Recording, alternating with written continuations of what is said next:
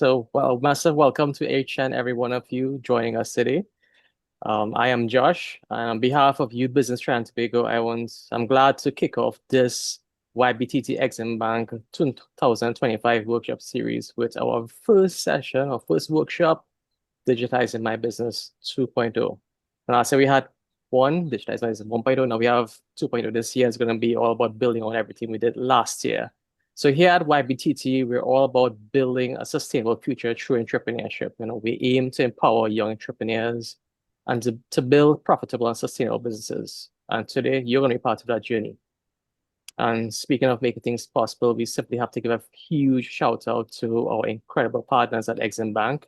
They're the power behind this series, helping us bring these kind of transformative workshops to you. So if you're excited about this collaboration, let's drop a 1, drop a 5 in the chat right now. Let's see how excited you are about this set of series coming up.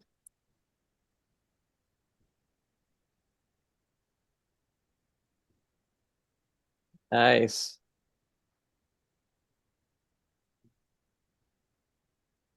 Nice. So before we just dive into the workshop itself, and just tell you about how the flow is going to be, so you can know exactly what to expect. We're going to start with a brief segment from a representative from Exim Bank themselves. You're going to hear a bit about their vision. They're going to talk about what they're part of this. Then afterwards, I'm going to introduce our facilitator, and then we officially begin the Digitizing 2.0. But I know you also have questions burning up as we go through this. So we have a 30 minutes live Q&A session coming on to the end of the workshop. That'll be your opportunity where we let you open your mics, use your raise hands button, and ask your questions directly. But here's the thing, right? Even though we have that segment, don't wait till that time to ask your questions. Feel free to drop your questions in the chat during the sessions, and we'll do our best to get around to them during the workshop. And whatever we don't get to, we'll hopefully get to all of them by the end of the Q&A. All right, so with that, we have one more thing to talk about. In these workshops, you're going to have something you really have to stay to the end to get, which is 5 individuals are going to get a special segment called the Growth Sprint Advisory Session. This is a unique opportunity for you to get personalized guidance. It's going to happen approximately 3 weeks after the workshop. So that's where you can get direct advice from your facilitators. But today will be Keron, and the other workshops will be each facilitator therein. To be considered for that session, you have to complete our post-evaluation workshop, which we'll be sharing the link in the chat, in this Zoom chat during the Q&A segment. So look out for that at the end.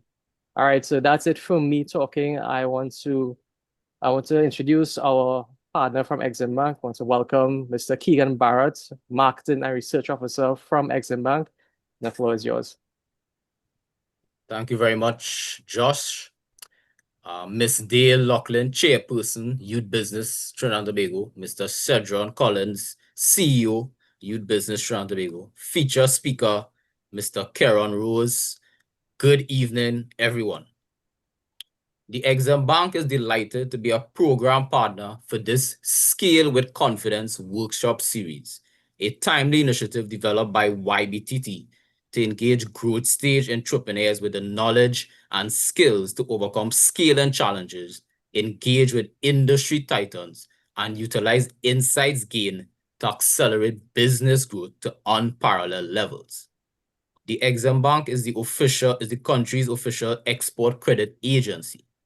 Our mandate is to facilitate the growth and expansion of the non-energy sector and manufacturing sector through our trade finance product portfolio. We offer a diverse range of business solutions tailored to meet the trade finance needs of the business community. And these include advisory services, so you get specific assistance with export planning and identifying financial requirements, transaction-based solutions, which are Forex facilities designed for manufacturers and importers and or distributors of essential items to the local market, credit-based solutions such as raw material financing, factoring and discounting, asset financing, and the X loan, a $30 loan with US proceeds for equipment upgrade. Also recently added the SME financing facilities designed for small business growth.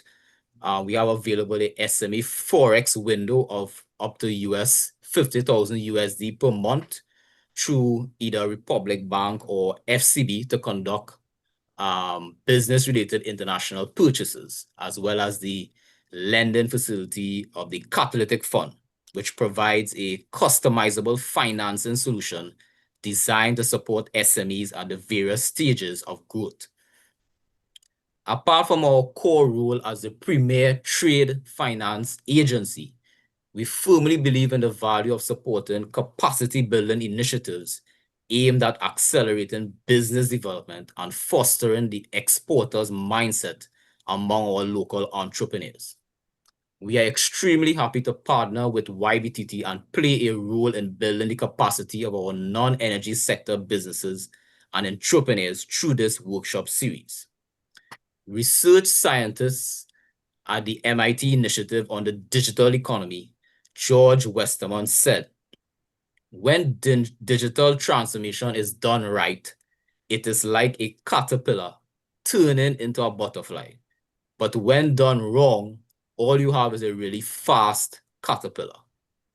This quote beautifully illustrates the transformative potential for growth when digitalization is done in an effective manner, which will ensure the survival and expansion of your enterprise in this contemporary era. Digital transformation is the integration of digital technology into all areas of a business, resulting in fundamental changes to how businesses operate and how they deliver value to their customers. At today's sessions on Digitizing My Business 2.0, you will gain valuable insights and practical strategies from the keynote speaker who has a very successful track record of guiding businesses through their digitization journeys. I encourage you all to actively participate, ask questions, and I do hope that the knowledge you acquire here today will be instrumental in shaping the future of your businesses. I look forward to an interactive and engaging first session to the Scale with Confidence workshop series. I thank you. Thank you so much, Keron, for sharing those insights with us. And really, don't be a caterpillar. That's when I might take away. Don't be a caterpillar. Take advantage of this series and make those transformative steps. Now, we really value our partnership with you at Exim Bank. So thank you for that again. And now it's time to introduce the one who will be guiding Digitizing My Business 2.0, Mr. Keron Rose. Keron Rose is a Caribbean-based digital strategist, podcast host, columnist, and educator helping businesses grow online. I'm sure he wears a lot more hats too. He specializes in digital marketing, content strategy, and e-commerce with a mission to help Caribbean brands thrive in a global digital economy. Keron brings a wealth of practical experience and real passion to see business grow like yours and succeed in digital realm. So Keron, take the floor. Good morning, Josh. Thank you for the lovely introduction. It's always a pleasure working with YBTT and Exim Bank. We always do some really amazing things. And again, they always put on some amazing and timely workshops to ensure that we're not being left behind, right? So I'm just switching over to my headphones. There we go. All right. Yeah, so thank you everybody for being here. As usual, these workshops, if this is your first workshop with me, thank you for coming out. My workshops, I like to be as interactive as possible. I love to work with real data. I like it to be practical. So that way, every time you leave my workshops, you actually leave with things to go ahead and do, right? So what you're going to see is in the beginning, there is some theory to talk about because there is some changes that we have to discuss when we are talking about building in the digital space and what it takes right now in 2025 to build something online successfully. And then we're going to get into some hands-on tutorials because again, I want you to be able to, as you leave this workshop, you should be able to have a couple of tools, new strategies under your belt that you could implement. And this goes for everybody. This goes for whether you're in the service business. I'm in the service business, and everything that we talk about, I do. And this also goes for product-based businesses as well. All right. So thank you for coming. Let's get started. Let me just dive right in. Hold on one second. Let me just share my screen. You know, the funny thing is, I love the fact that we're having this workshop, because one of the things that I want you to keep in mind, the times that we are in, it's just so different. It is 6:15 p.m. for you in Trinidad, and it's 5:15 in the morning for me here in Bangkok. And yet, because of everything we do from a digital perspective, you know, me coming out to Thailand hasn't changed anything. I still do all of my work for the region and in Trinidad and Tobago, but just remotely from anywhere I am in the world. So it really is an amazing time that we are in. You guys are in for a treat. Everything that you guys and gals see today, like I said, I want you to pay close attention, because we have a lot to discuss, but everything is going to be things that you can implement right away. So without further ado, if you are ready, again, this is going to be an interactive session. Ensure that you know where the chat option is, because I don't want you to wait till the end to ask questions. Drop your questions. I will answer questions as we go along. I'll work it into the presentation. But again, if you need to unmute your mic and stuff like that, we're going to save those types of questions till the very end. But you can drop your questions in the chat, and I'll answer them as we go along. So if you are ready, please let me know in the chat that you are ready. Let me know that you're ready. You got your water, you got your beverages, you got your notepad, your pens, you know how to screenshot, all that good stuff. Let me know that you are ready, and we're getting started right now. I love to see it. We have a nice little turnout today. So again, let's have some fun. All right. So digitizing your business 2.0. Oh my goodness, a lot has changed in 2025. It's okay if you feel overwhelmed, because it's a lot. A lot has changed. A lot is happening. And there's so many different things that we all have to pay attention for. So believe you me, even people like me who are in the space, it does get overwhelming at times. Quick question for y'all. When you think about marketing your business and building your business online today, how do you feel? Are you excited? Do you feel overwhelmed? Are you in that place right now where it's analysis by paralysis? You're asking ChatGPT a billion questions, but you can't seem to act on it? Let me know how you are feeling in the chat when it comes to marketing your business and building online. So, ooh, I'm seeing a number of messages. Scared, excited, says Sasha. Hadassah says overwhelmed. Nyla, overwhelmed, excited. I'm overwhelmed, excited, but overwhelmed. Oh, man. Listen, again, it's a lot, but the goal is I want to be able to give you some tools and some strategies and just help you wrap your mind around where we are at today. Now, Cindy, if that's a question, drop it in the chat for now. All right, drop it in the chat for now. I see the hand raised, but we'll do anything when it comes to unmute. We'll do that at the end. All right. Okay. So building your digital presence in 2025, we're going to talk about a couple of things. Number one is the customer journey shift. Consumers discover brands across a multitude of platforms now. It's not just, do you remember the good old days when you learned about businesses and products and services through the newspaper, the TV ads, or radio? Now, when you think about all of the ways that we discover brands, it's not just social media. We have so many social media platforms. Then we're discovering brands off Google. You learn about businesses on YouTube, TikTok. Now we have AI. Remember, AI isn't creating anything. AI is pulling information from all over the places. So when you start to ask questions and it starts to recommend products and services, it is leading people to products and services online for people to make purchases, right? So people are discovering businesses, products, and services in so many different ways. And do you know what that means for us, the business owners?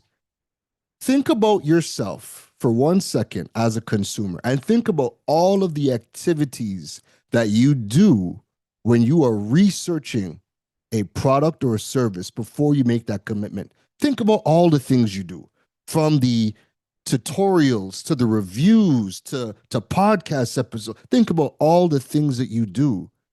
Now, the shift is, or the mindset shift that businesses need to have is, all those activities that you do, your business needs to be on those platforms. So all those ways that you get information, your business needs to be on all those platforms, because that's how everybody's discovering.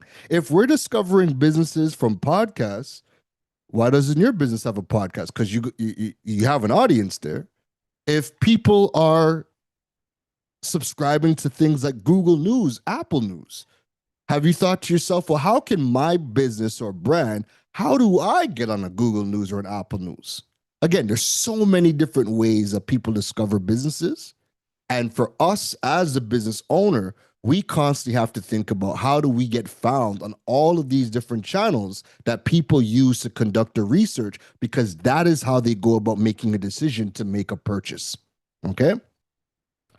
Next, we're going to get into digital infrastructure. Now, this is something that I think doesn't get talked about at all in Caribbean wide. I don't think digital infrastructure gets talked about at all.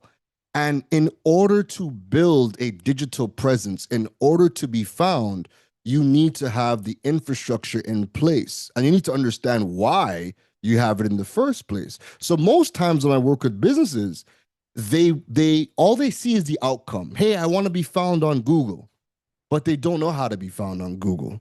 And then the most important infrastructure to be found on Google is your website. And most businesses don't have that, but they want to be found on Google. So we see the outcomes, but we don't know how or what is needed to achieve those outcomes. And 90% of the time, we don't even have the infrastructure in place to achieve a lot of the outcomes that we are seeing online. Think about ChatGPT right now. I'm sure everybody right now is using ChatGPT to shop. Let me know in the chat, because I actually want to see it for myself. How many of you are using ChatGPT to get information to help you make a purchase? How many of you are going on ChatGPT and asking to help you plan an itinerary, asking you to compare products? How many of you? Let me know. Nandini gave me the face with a teardrop. She feels judged. Yeah, correct. We use ChatGPT so much, right? Now, the thing is, ChatGPT announced 2 weeks ago that they're partnering with Shopify and other platforms, so that the next rollout is going to allow you to make purchases inside of ChatGPT. But as of right now, when it comes to help you as a customer, think of yourself as a customer, right? We go into ChatGPT, we can ask all the questions to compare products, get information. There's a workflow that I do where I will say, if I'm going to make a big purchase, like I'm going to go and buy a camera just now, right? And I told ChatGPT, I'm in the market to buy a camera, but I want you to interview me so that you could understand my needs, so that we can make the best recommendation to get the exact product for and we did a whole process, right? So we're using it more than ever. But the thing is that as much as we're using it, how many of you have asked yourself, well, how does my business show up in ChatGPT? How many of you have asked yourself that? How does my business show up in ChatGPT? How do I get recommended inside of ChatGPT, Perplexity, Google Gemini, Claude, Grok? How does my business show up? How many of you have asked yourself that? Be honest. Again, I'm curious, right? I'm curious. No judgment. It's a safe space, right? Couple of never thought about that. Never asked myself that. Okay, good. This is good. I'm getting you thinking, right? Remember, everything that you do as a customer to do research, to make a purchase, I want you to always think about yourself. Think about, if I'm doing research and getting information from these platforms, how do I get my business on these platforms? Joshua mentioned all the different things I do, and I wear a lot more hats. Yes, because I'm always asking myself, if I see something, how does my business show up there? The reason I'm on radio, I'm on TV, I'm in newspapers as a columnist is because I wanted to be able to tap into every single space, both offline and digitally, because people use all of these channels to make a decision when purchasing. So when you see my journey and you're seeing me traveling and working with entities or going to different conferences or speaking around different countries around the world, it's all because of all of the work that's being done behind the scenes. How we show up digitally, how we show up in the offline spaces. Always think about yourself when you're doing that research. Think about, how am I going to be able to show up there? Because if I'm doing research there, other people are doing research on these places, and we need to start thinking about how we could take up as much space both online and offline as possible. My business Digipreneur needs to show up in every single nook and cranny. If you flick a paper, I should be there. If you turn on your TV, right? If you turn on your TV, everybody has a smart TV now. YouTube is connected to every single TV. How do I show up on people's TVs? YouTube content, right? And funny enough, the more that I vlog, when I look at my YouTube stats, once I'm vlogging, the number one medium, and according to my stats, the number one medium that people watch my content through is TV. It's not even mobile. It's not even a computer. It's TV, right? So if everybody has a smartphone, and you got to be thinking about, how do we take up space? Again, I want you to think about these situations as we continue to go through the workshop, right? And last thing I'll say is, one exercise I like to do for my own self is, when I'm out in public, I just kind of pay attention to what is capturing people's attention. Is it a billboard? Is it, some guerrilla marketing tactic where, somebody's paved the road and paved their logo? Like, just walk around and kind of look and pay attention to see what's capturing people's attention, because then it's just going to give you ideas for where your brand and business can show up. All right. So digital infrastructure, your website, search engine optimization, an email list, online payments is a key part of infrastructure so you can get paid. And then we're going to be diving into content that converts. So everything is content today. And that's usually one of the areas that people struggle with the most. So I'm going to be showing you throughout how to create content. And then I'm going to give you some tools and strategies to be able to take one piece of content and turn it into multiple pieces of content. So by the end of this workshop, right, we know that AI is here, right? And some of us, well, I think most of us are using it predominantly every single day to help us with some type of task within our business or within our work. But this is how I want you to view your relationship with AI. Do we have any Marvel fans in here? Let me know. Do any of you watch Marvel movies like Iron Man, Spider-Man, Avengers? Yeah. All right, cool, perfect. Just making sure that we're on the same page, because by the end of the workshop, you should be feeling like this. You should be feeling like you are Iron Man, and the AI tools that we're going to be diving into should be your Jarvis. And oh my goodness, Jarrell says dead. Tony Stark is back, okay? No, he's not. He's Dr. Doom now. Well, yeah, no, you should be feeling like this. AI should be your Jarvis. Remember, Iron Man, that's killing me.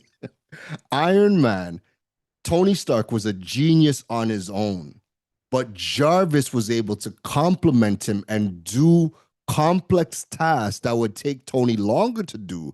Jarvis was able to do it and help him prepare for anything and everything that he was coming up against and support him. That is how we need to view AI. It is a support tool. It can do things much faster than us. And you just have to figure out and learn, the more you use it, how these AI tools are really going to complement you. So we're going to be using AI in a few different scenarios to help us build our brand online. And again, I want you to think about that just that relationship, right? All right, so I've already asked you those things. So why does building your digital presence matter in 2025? Well, it matters because a strong digital presence is essential for your business growth in today's digital first world. And if your brand isn't online, you're essentially invisible. Did you know that 64% of all sales start from an online query according to Google? Now, think about it like this, right? Let's just say you're sitting in your car right now. Your car starts to vibrate whilst you're driving. You stop, you go outside, you realize you have a flat tire. Now, most of you are going to call a tow truck. Some of you might have insurance or assistance, or others might not, right? Now, for those who might not have, their own insurance company do roadside assistance, the first thing you're going to do is you're going to Google a tow truck. Natural, right? First thing you're going to think of is, okay, I don't have roadside assistance, so let me go and Google a tow truck. And whoever shows up in that search result gets the call and ultimately gets the business. But what happens if you're that tow truck company and you're not showing up in a Google search and you're relying on only word of mouth? Remember, you get clients from multiple different ways. The next thing you're probably going to Google is a tire shop. So you might Google a tow truck. Then the next thing you're going to Google is tire shop and tow your car to that tire shop to get service. So 2 businesses just got business just by showing up. And more often than not, we don't think to ourselves, where are people conducting their research and how do I show up there? All right? But let me know if I'm lying. Let me know in the chat. Does that make sense? Something as simple as that. Something as simple as that, right? Whoever showed up on that Google search as a tow truck and a tire shop just got the business. So if your business isn't digital, chances are you're missing out on a lot of business. So that's why Google can say 64% of all sales start with the Google search. All right. Next, social media alone isn't enough. Organic reach, as we know, is declining, and relying solely on social media limits your visibility. A multi-platform approach ensures long-term success. It's also become best practice where people are now limiting time on social media for their own mental health. So the example I just gave with the tow truck and the tire shop, you didn't go to anybody's social media for that. Quick Google search. You might not even type it in. You might just say, hey, Google, or hey, Alexa, or hey, Siri. Pull up a tow truck. But then, as much as we're doing that as consumers, we, the business owners, don't think, well, hey, if I'm just grabbing my phone and saying, hey, Google, find me the nearest tow truck, I'm not even thinking to myself, well, how do I show up in a Google Assistant search or a Siri voice search? We don't even think to put our business in those situations as well. But that is how everybody's discovering businesses. Simple as that. Simple as that, right? And that little workflow right there, that has nothing to do with social media. So if you're thinking to yourself, well, I have Instagram and Facebook, I'm good. No, you're not. Because when you think about all of the ways that people get information or learn about a business or learn about a product, half of that has nothing to do with social media. When you are in ChatGPT and you're asking your questions, hey, I'm trying to buy a new camera. Hey, what's the quality of the video footage? ChatGPT is going to send you a YouTube link to watch a video, and it says, hey, watch this video. This is the best video, and watch this part. It's going to give you exactly what you need. It has nothing to do with social media. So if you are only on Instagram and Facebook, you're thinking to yourself, that's enough? No, it's not enough. Because you as a consumer learn about businesses and products in so many more places than just social media. Social media, what happens on social media stays on social media and it's siloed in that one platform. Okay? All right. So, winning with digital strategy, successful brands leverage multiple channels. They leverage websites, SEO, email, and content to attract, engage, and convert customers consistently, right? One of the questions that people always ask is, how many social media platforms should I be on? Or, how many, channels should I be on? And honestly, people would love to hear a set number. No, just be on 2, just be on 3. They want to hear that. But the reality is this. My answer is always as much as you can handle. Because like we've just said, if people are finding out about products, businesses, services in all of these various ways, how could you only be on Instagram and Facebook? It's impossible, right? So ideally, you're everywhere. Lord knows I try to be everywhere, and I'm a solopreneur. I'm a one-man show. So anything you see of me, it's only me. There is no team. There's nobody else. But it's because I've learned how to get the right tools, the right applications, the right strategies to be able to scale so that this one-man show looks like a company of 20 people, right? But you try to be on as many platforms as you can handle. Am I on every single platform? No. There's some platforms I would love to be on. I would love to be on Pinterest. Pinterest is a dark horse social media platform that generates so much traffic. It's actually the #1 social media platform that drives traffic to your website. And guess what? That's important to know because social media in the Caribbean has access to none of the e-commerce tools. So we have no Facebook shop, there's no Instagram shop, there's no TikTok shop. The minute I landed in Thailand and I changed my number to a Thai number, I immediately got TikTok shop, Instagram shop, Facebook shop, immediately. So we don't have these things in the Caribbean, which means we have to drive traffic back to our website. And if Pinterest is the #1 social media driving traffic back to our website, then it's a good chance that we should be there. I'm not there just because I'm at all of the platforms right now that I can handle, but I would like to get there, right? So we do as much as we can handle. You don't have to do everything overnight. I'm talking to you as somebody who started building their online business back in 2016 up until now. So every year it's just we've added just a little bit more, a little bit more, a little bit more. So don't try to do everything at once, but every single year you should try to add a new channel, a new platform, a new something because you have an audience everywhere. The problem is we probably just don't have the resources or the know-how to scale to be on as many platforms as possible to drive traffic. I could pull up a message right now where a lady just messaged me last night and she was like, hey, I just came over to my mom's house at midnight. She's 81 years old and she's watching you on TV and telling me about the 5 AI tools that you could use right now to improve your life. And that type of referral, that type of word of mouth conversation, you can't pay for. 81-year-old mother watching TV at midnight, daughter comes home and she's telling her everything that she heard. And the amount of business that has come my way simply because family members have seen a piece of content and then told their friends or family when the context or the conversation has come up. And I've gotten business like that. Right? So again, we need to be on multiple platforms. And that is why the customer journey has changed. So customers no longer find businesses in one place. We've spoken about how people use Google. They jump on search engines, Bing. People still use Yahoo for crying out loud, right? When's the last time you jumped on yahoo.com? But guess what?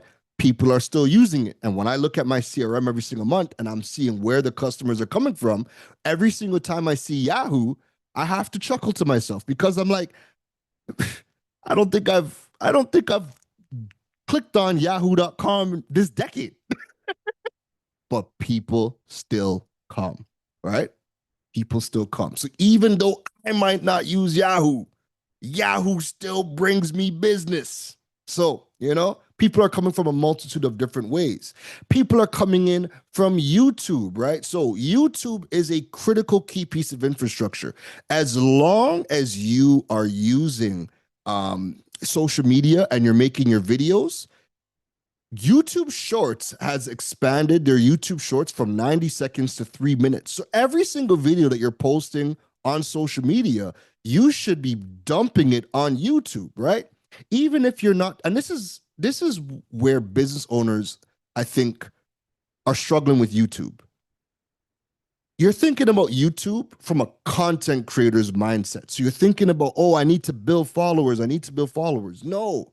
What you should be thinking about, or how you should position YouTube within your brand, is YouTube is the second largest search engine, the number one video search engine, right? And it's connected to Google. So every single time somebody needs to see a video of something, Google pitches your YouTube videos, and it does an amazing job. Why do you think there's chapters? It does an amazing job at clipping out the key parts and showing people exactly what to watch. When you are in ChatGPT and you have to get sent videos to watch something, it's YouTube. So every single video that you're posting on social media should be on YouTube, because YouTube is a search engine and it's going to get you further than just having social media. This is not an either or. No, you need to have both.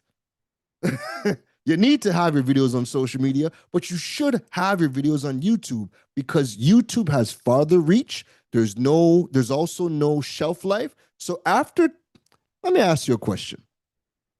What do you think the shelf life is of content on Instagram, Facebook? Like, how long do you think these things stay relevant in the algorithm before they go to the graveyard, never to be seen again?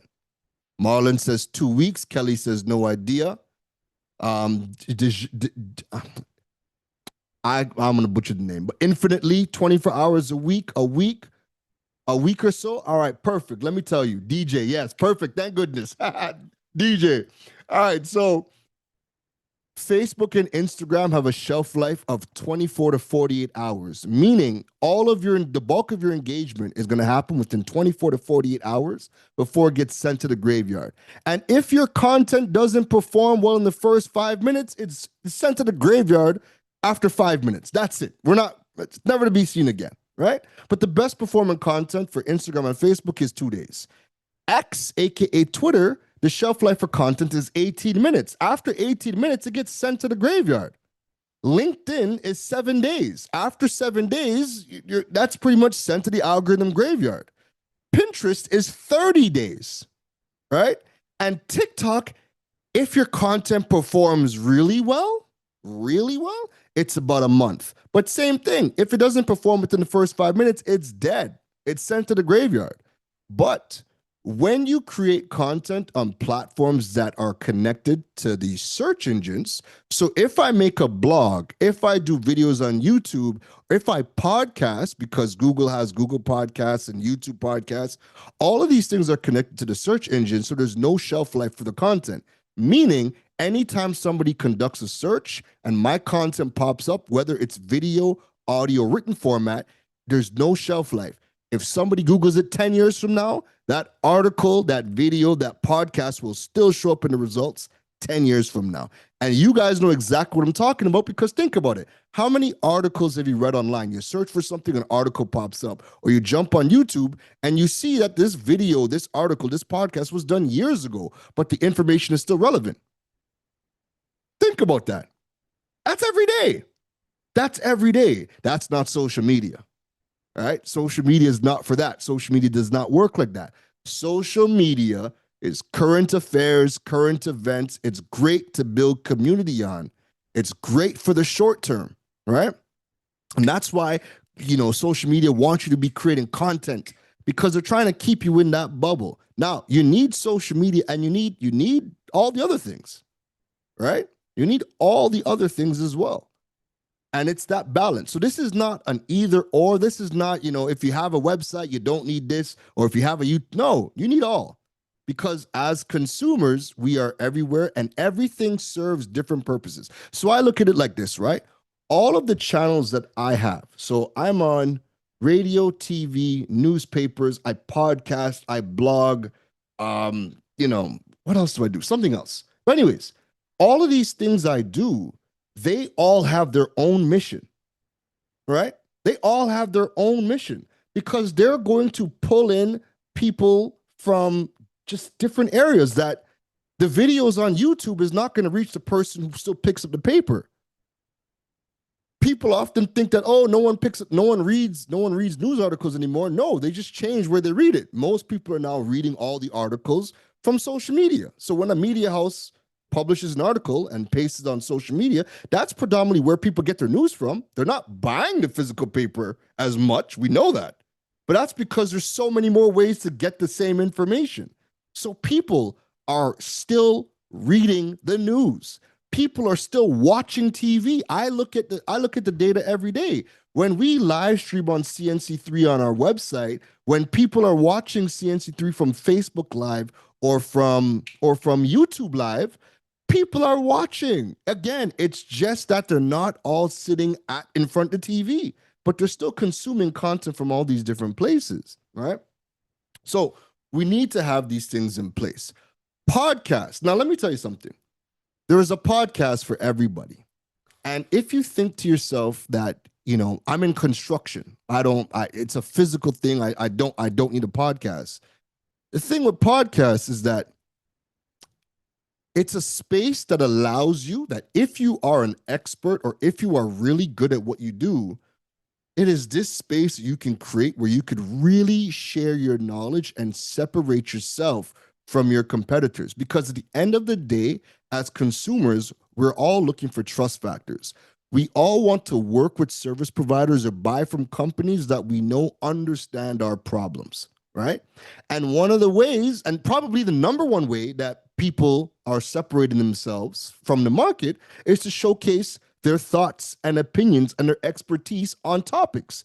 And then if you align with that person's vision of how they're solving your problem or helping you achieve a desire, you typically go and work with that person, right? And if you think, okay, I'm in construction, it's a hands-on thing, there's no podcast, I can't do a podcast, go online and type in your industry and type in podcasts, and I kid you not, there's a podcast in every single space. However, and what you should do is listen to a couple of them, because what you're listening for is you're listening to how they're positioning themselves, how they're positioning their thoughts, how they're positioning their ideas. What is their angle? Pay attention to those things. But if you feel like, okay, there's 1,000 podcasts on home renovation or home interior design, I shouldn't do it. This is where, as somebody who lived in Canada for 28 years and then came to Trinidad and now I'm over in Thailand, the one thing I always try to remind the Caribbean region on a whole is that we are always looking at the rest of the world and saying to ourselves that, okay, there's 1,000 podcasts on home design, I'm not going to do it. What we forget is there's nobody from the Caribbean doing it. There's no Caribbean information out there. Google, none of these companies produce Caribbean content or Caribbean information. All this stuff comes from us. When you Google anything, the information gets put there from us, right? You go on YouTube, we're the ones creating the content. So we don't do that. You don't have opinions and thoughts and perspectives in almost 99% of the industries across the Caribbean region because we aren't producing the content. So if you look and you see 1,000 podcasts in home interior design, great. All of those people are speaking to their markets. I need you to be that thought leader for our market. We don't have it. And every time I look at the charts for top business podcasts, top entrepreneurship podcasts, because I'm tracking my results, I'm a top 20 podcast throughout the Caribbean region. But guess what I don't see? I don't see any other Caribbean podcasts in the top 200. And it's not to say that we don't have good content. It's because no one's producing it. No one's producing it and putting themselves out there. All right. So think about that. Okay. All right. Think about that. Other infrastructure that we need. We need to have, so what short form video does is short form video is amazing at grabbing attention, right? So are we producing short form content? Are we tapping into TikTok? Are we tapping into YouTube Shorts? You might just be on Instagram and Facebook, but TikTok, as we know, is still one of the best for discovery. And then YouTube Shorts, your YouTube Shorts live on. They show up in the search engines. They show up in Chat GPT. So every single time you have those short form videos, you need to be dumping them on YouTube. Start your YouTube channel. But again, don't think of it like I'm building this as a content creator. Think of this as I'm a business and I want all of my content to be searchable. I'm building a repository.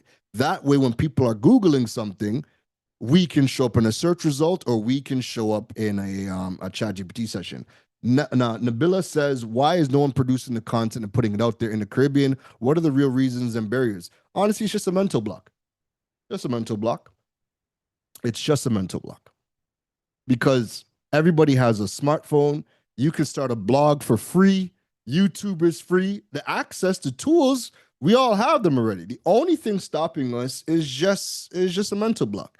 There are people that, when it comes to putting themselves out there, they're just not ready to put themselves out there for a multitude of reasons. Some of it is personal reasons. Some of it has to do with trauma, right? Others is just, it's overwhelming. Again, we're all business owners here, and most business owners are still so focused on working in the business that they're too busy working in it to work on it. So when it comes to making content, content is part of the working on your business, because that is how you're going to be able to not just drive people to your business, because when you think about it, the way that we discover businesses is all through some form of content, right? And if we're not, if we're not producing it in today's day and age, we're not going to be able to get found. So there's a few reasons as to why people aren't producing it, but I think right now it's really all just mental, more than, because it's not accessibility. We have access to all the platforms. Monetizing, but that's something different. That's something that we have to that has some nuance and some finesse. But I really just think it's more mental than anything else, right?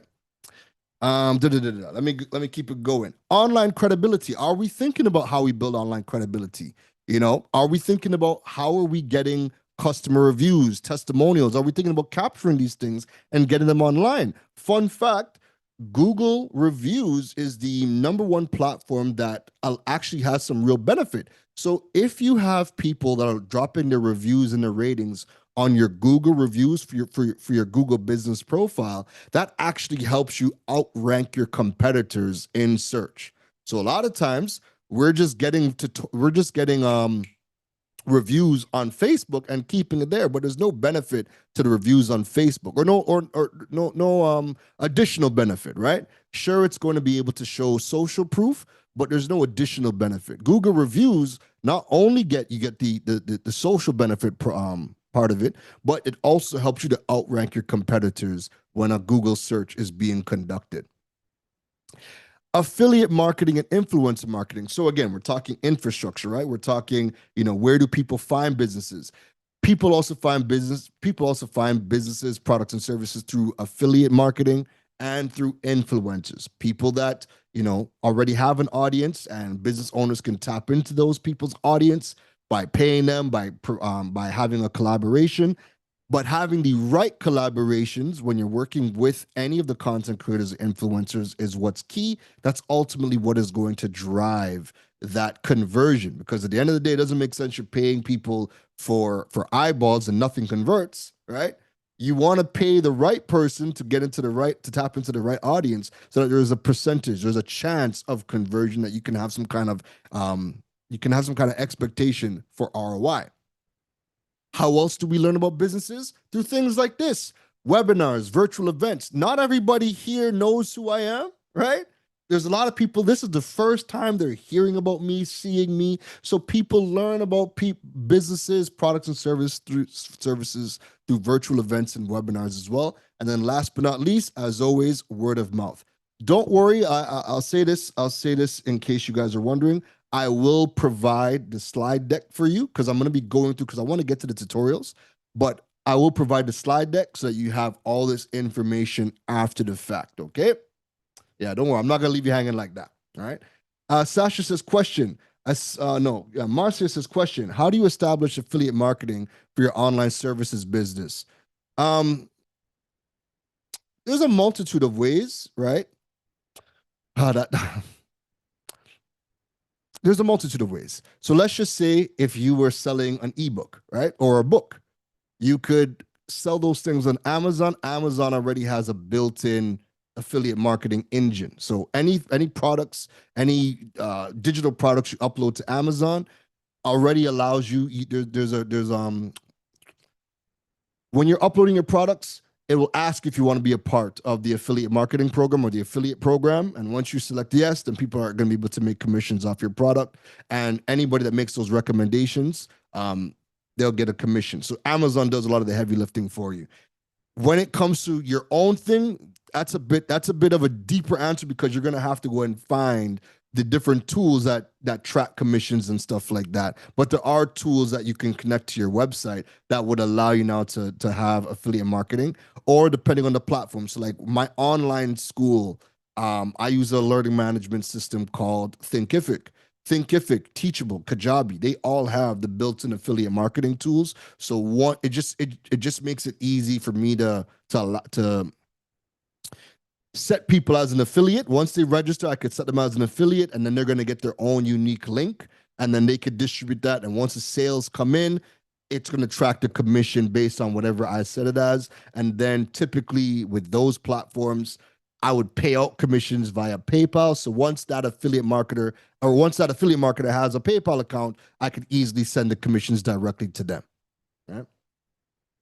So what do you need in terms of infrastructure, right? I've been talking about it throughout. So in order to show up in ChatGPT or any AI tools or any of the search engines, you absolutely need to have your website. Your website is your hub, right?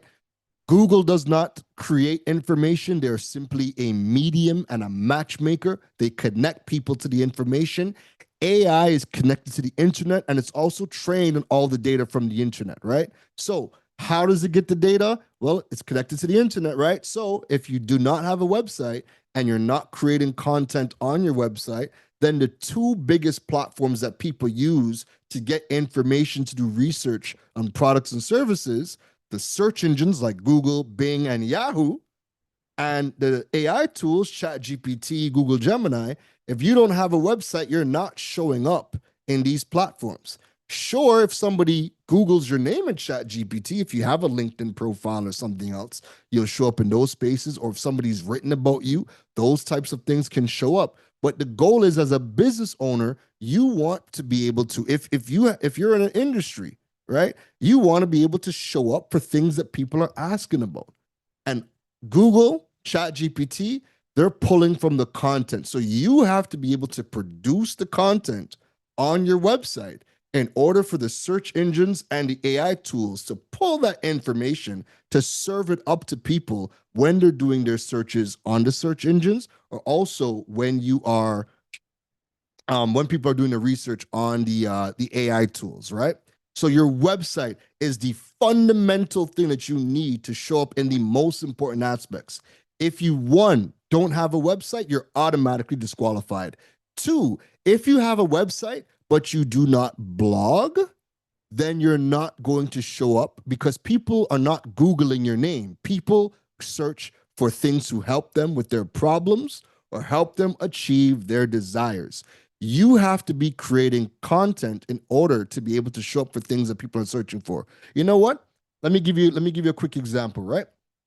Before we get into any tools, look at this. I'm on Google, right? If I type in best pizza, right, the information is going to be specific to me in my current location here in Bangkok. But with you in whichever city or whatever country you are in, the data is going to be relevant to the country that you are in, right? Wherever you are physically standing. If you type in anything into Google search, you see this Google auto suggest list? What most people don't know, people just think Google is trying to guess what you are looking for. No, what Google is showing you is once you see this magnifying glass on the left-hand side, Google is showing you that these are the top trending searches that have happened in your country over the last 7 days. So once you type in anything and you get the Google auto-suggested list, don't type in enter. Once you type in anything, it's going to show you these are the top searches that are using that keyword that you just put in. These are the top searches that have happened in your country in the last 7 days. So if you are in the space of pizza, right, but you only have a website that has your homepage, your about, and your contact page, then when people are searching for things like what's the best pizza dough home recipe, right? If you're not, so how search engines work is it's a connector, it's a medium, right? ChatGPT and these AI tools, they're a medium to connect you to information. So if you have a website that only has a homepage, an about page, and a contact page, and you don't create no content, if no one searches for your name, then you're not showing up in any searches. But if you have a website and it's a pizza spot, and you're creating content, like if I do a blog and a YouTube video titled the best pizza dough homemade recipe, the next time somebody searches for that, my article will show up in the links. My article will show up here, or it'll show up if I do a YouTube video. Guess what? It's going to show up first video. YouTube, everything is a YouTube link, right? So if you're not creating the content that people are searching for, then you're not going to show up in search. So that's one quick way to learn about what are the top trending searches. That's without any fancy tools. Once you type in any topic, if I type in steel, right, I can see the top trending searches here in Thailand using the words steel. Steel case, deep stealer schedule, put in something related to your business, right? I could type in Keyman Insurance, and these are the top trending searches for Keyman Insurance in Thailand. So if I want to create content, I would look at this and be like, okay, people are searching for the meaning of Keyman Insurance. I'm going to do an article so that way I could show up in a Google search and I could show up in a ChatGPT search. And I'm also going to do a video. That way I could drop that on social media, but then I could also put it on YouTube. That way I show up the next time somebody does that search. Okay? And Daniil said, I wish Shopify was free. If you want to start a blog for free, just use medium.com, right? Just use medium.com. If you want to start a blog and start to create some content to show up in a Google search, right? Medium.com just dropped in the chat for you. That's a quick and easy way to start something for free, just to start creating content around some of the things that people are searching for so that you can start to show up for these searches and ultimately drive business. Again, the whole reason we're doing this is because the people are using these tools to conduct their searches, and we want to show up because we want to be ultimately, we want them to buy from us. We want them to purchase our products. We want them to purchase our services. And if people are conducting their searches or research on search engines, YouTube, and all these other platforms, we have to start showing up. We can't just have a website with our homepage, about, and contact. We need to create content because that's the only way to show up in a Google search, through content. Okay? But what content to create? Well, that's what we're going to be getting into. So let's keep it going. All right? Let's keep it going. All right. So we have just about okay.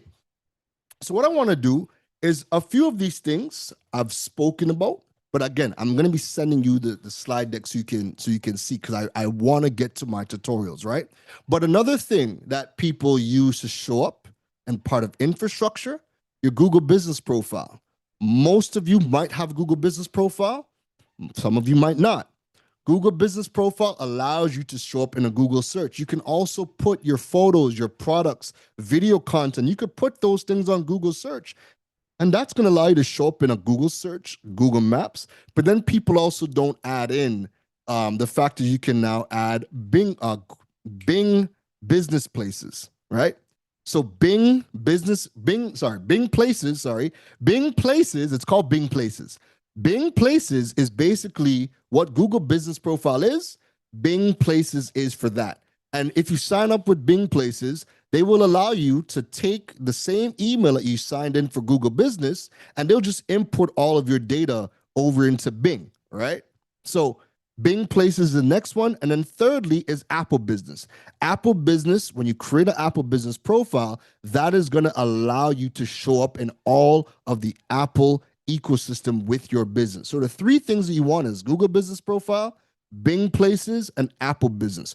All of those things are three free platforms that was going to allow you to have a presence on three of the major ecosystems: Apple ecosystem, the Google ecosystem, and the Bing ecosystem. Okay. Email marketing and a CRM, these are key infrastructures as well. The great thing is when you have an email marketing platform or a CRM, all the data that you collect, you own that data. You own the relationship with your customers, and allows you to get amazing insights on your people, but also allows you direct access in terms of communication. Because with social media, we know that only a percentage of people actually see our content. But when you start to build your CRM, when you start to build your email list, everybody that subscribes, not only do you get data, so like I can see how many times people have come to the website, I can see what products they've purchased, I can see what content they're reading, I can see what platforms these people came in from. Did they come in from Facebook, Yahoo, Bing, LinkedIn? Where did they come from? I use HubSpot as a CRM and also as an email marketing platform. I use the free version. Don't feel too bad if you're using the free version too. But even the free version allows you to capture a good bit of data about your customers, and it allows you to have that relationship with them. And again, the people who subscribe to your email list, that is hotter traffic than the people who are following you on social media. These are people who are really into your brand, and you have a higher conversion rate with the people that subscribe to your email marketing platforms than you do with people on social media as well. Okay. Online payment systems. Again, we're still talking infrastructure. What types of online payment systems do you need? Well, people always ask me, which is the best one? Which is the best one? We're in the Caribbean. You need all. You need all. You need all. You need PayPal. You need WePay. If you can get Stripe, but Stripe, there's an asterisk to Stripe because Stripe you would need to register your business in the States. That's the only one you don't need. But you need to have WePay. You need to have PayPal. If you're a bigger business and First Atlantic Commerce falls within your budget, you get First Atlantic Commerce.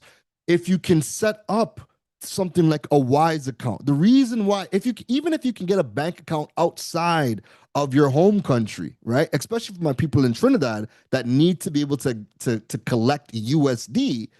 For me, I opened up a Bank of America account. I also opened up a Wise account. And anytime I get paid, people pay me through PayPal for the most part. And I deposit all of those funds into my Wise account or my Bank of America account. And that is how I've been able to get my USD after all of these years, right?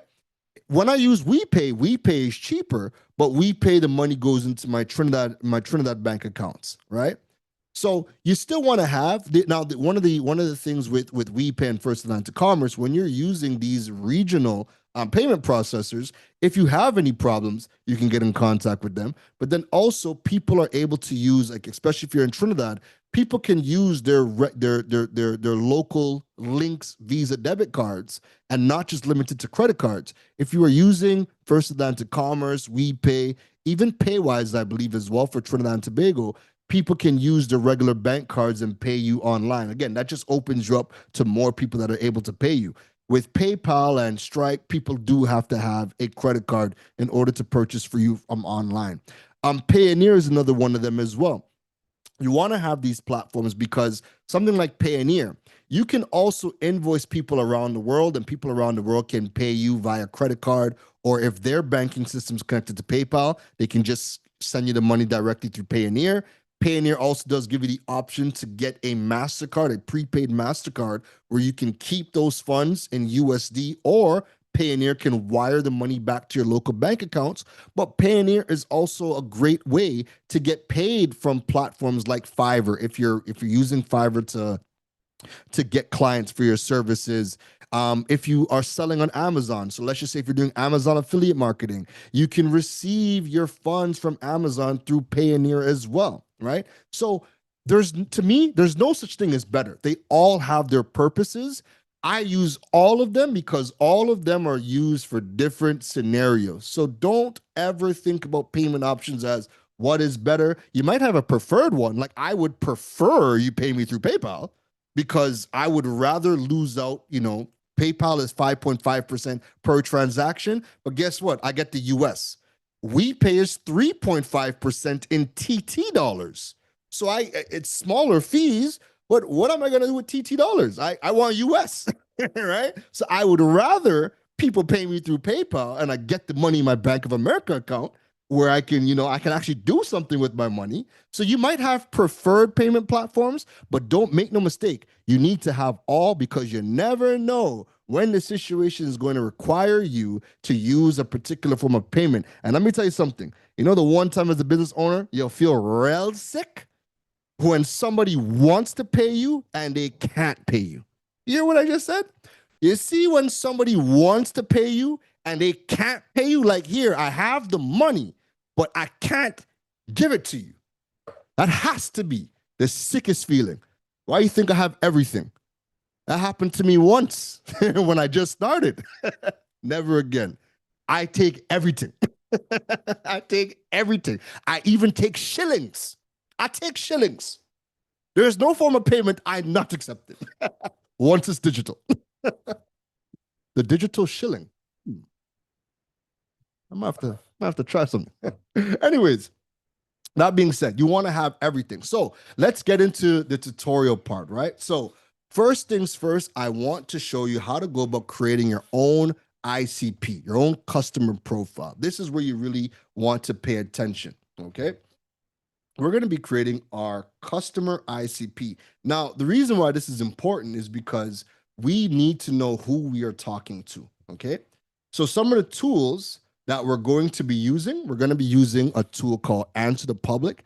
Answer the Public is a tool that allows us to discover all of the things that people are asking about a particular topic in a specific country, and that can now be turned into content. We're going to be looking at Uber Suggest and Google Trends. I'll get into that as we go along. And then we're going to be using ChatGPT to also generate to also help us to create this customer profile, okay?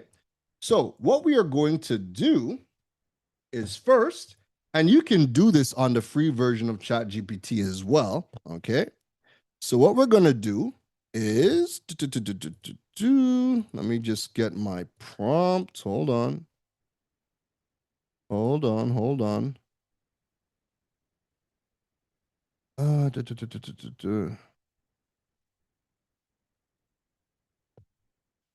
See, I had, here we go. Perfect. All right. I had done my prompts to try to cut down on time. All right. So what we're going to do is we're going to create this customer ICP. So I'm going to start it off like this, right? I'm going to say, I want you to act as a digital business consultant and digital marketing strategist. Now, one of the reasons why I'm telling it to act like this is one of the best ways to get the best out of AI tools is when you tell it what you want it to act like. It's one of the best ways to get the most accurate results. So I want you to act as a digital business consultant and digital marketing strategist. Your name is going to be, and I also like to name my avatars. It just makes it more personal, makes it more interesting. I like to have fun. Once I'm having fun, then, I get more done, right? So I'm going to say your name is going to be Randy. I want our relationship to be similar to Iron Man and Jarvis. I'd like for you to have some personality. So when something exciting happens, I want your reactions to be like Macho Man Randy Savage. I have a few things I'm looking to do today. I want you to start off by searching the internet and learn everything you can about me and my business and give me a summary. So if you are somebody who your business has been around for some time, you jump on Google and you can see your name, your business popping up, you can do this, right? However, if you are somebody where you're brand new to business or you haven't started, the second thing that you're going to add is I want you to ask me questions one by one that would allow you to get to know me and my business, right? Now, for this example, I'm going to say limit this to 3 questions just because I want you to see it. But for you, I don't want you to put limit to 3 questions. I want you to actually be interviewed so it learns about you as well. Okay. So I'm going to say, my name is Keron Rose. Company is Digipreneur. And you can also tell it, what you are, but I wanted to search the internet first because I know I'm Googleable. So I wanted to learn about me first, right? So I'm going to hit enter. It's going to search the web, right? So look at that personality. All who like wrestling, right? And you guys know Macho Man Randy Savage. Oh yeah. That was my sad attempt at Macho. But anyways, the digital landscape just got a whole lot more electrifying. You see the glasses too? Again, personality. Make it fun for yourself, right? So I see somebody just asked for the copy of the prompt. I'll put it in the chat for you. Bam, there you go. All right. All right. So if you want to try this along, you could more than pull up a browser and do this along with me, right? But I'm gonna be going, and I know YBTT will organize replays for you guys and stuff like that. So Randy's Recon, your digital empire. After scouring the digital realm, here's what I've uncovered about you, and you are a powerhouse. Digital Dynamo, your trailblazing digital strategist, media personality, empowering Caribbean entrepreneurs to build and monetize their online presence, right?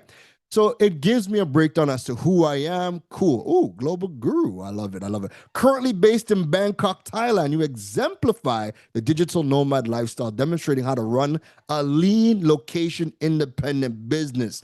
Yeah, let me give myself a little tap on the back. I love the fact that it's pulling this type of stuff up, right? So Randy's inquiry, let's deepening our synergy. To tailor my support and strategies to your unique vision, let's delve deeper. Here's the first of 3 questions. What are your primary objectives for Digipreneur over the next 12 months? Are you aiming to expand your audience, launch new courses, forge strategic partnerships, or perhaps something else? Once we tackle this, I'll proceed with the next question. I'm going to say again, you want to give it as much information as possible because AI works best with you when it knows when you give it as much context and nuance as possible. So type an essay, right? This is not supposed to take 2 minutes. When I'm doing this, I might take 2 hours because I'm just dumping information. The more you give it, the better it can help you. So for me, I'm keeping it short and sweet to keep this ball rolling, all right? What are your primary objectives? I want to become more of a creator, leveraging revenue from my content platforms, socials, YouTube, podcasts, and double down on digital products so I don't need to trade my time for money as often, right? So that's my goal over the next 12 months. Let's see. Oh yeah, snap into a slim revenue model. That's what I'm talking about. You're looking to evolve from high performance consultant to high leverage creator. And that's the cream of the crop strategy for scaling without burnout. Are you already seeing where this is going? Right? I'm not even putting in, real content and information, but I'm giving it enough that it understands where we are trying to go. So yes, I am looking to become a high leverage creator, right?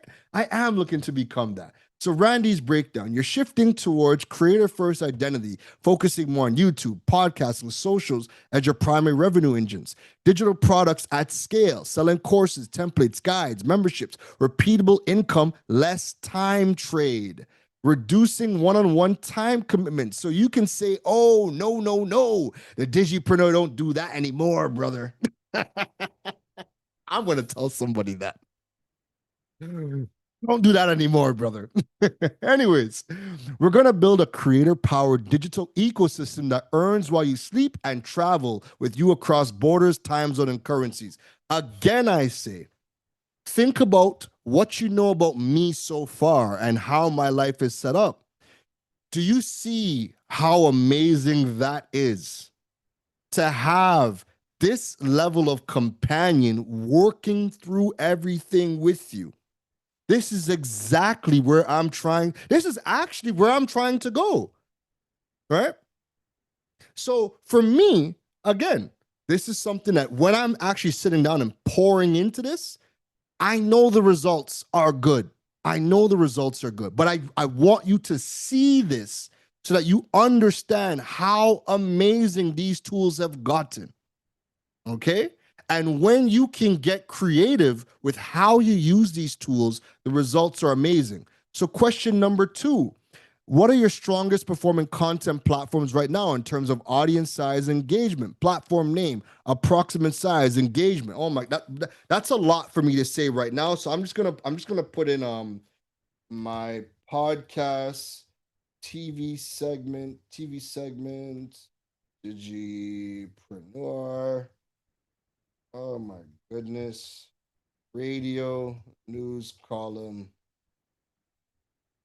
right? I'm just putting in those 2 things. But again, you want to give it as much information as possible, right? So high impact platforms, podcast, TV segment, da da da da.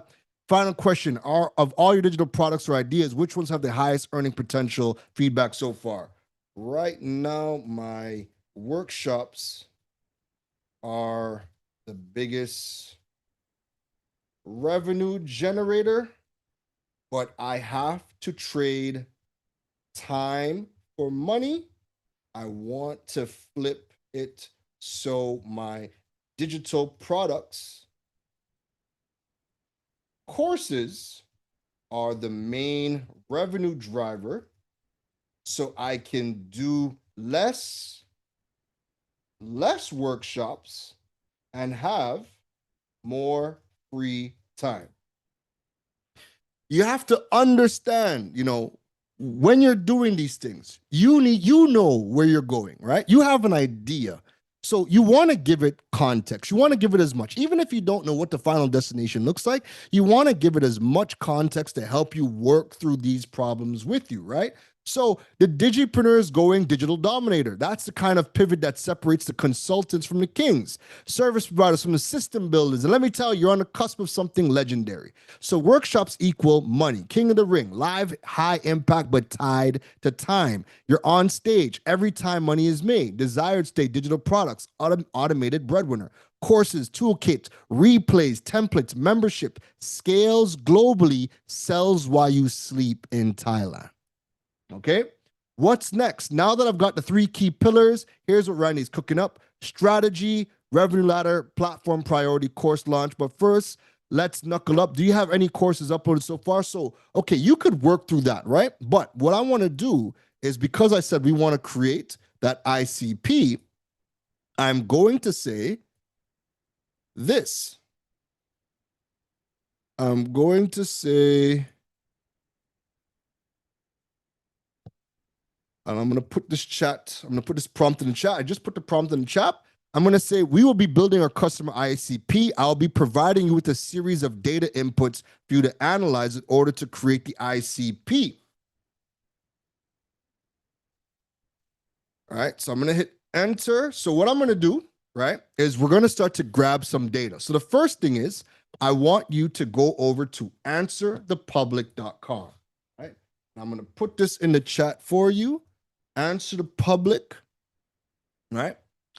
Answer the Public is a tool. It's a freemium tool, meaning you're going to get 3 free searches per day, and it's going to give you a ton of data. But it's one of the tools that I recommend that people pay for, because guess what? For research purposes, if you do the lifetime access is only $50, meaning spend $50, you never have to pay monthly for this tool. And because of how much data you get, it's worth every single penny. But if you're not at that investment level yet, that's fine. The free version, I used the free version of Answer the Public for years before I purchased the lifetime access. So now, I have full access and whatnot. But the free version gave me a lot of stuff. So what we're going to do is you can get data from Google, Bing, YouTube, TikTok, Amazon, and Instagram, right? But Google is the #1 search engine in the world, and it's sure as heck the #1 search engine across the Caribbean. It's the main place that we go to get information. So it collects a lot of data. So what we're going to do is you're going to type in a topic, right?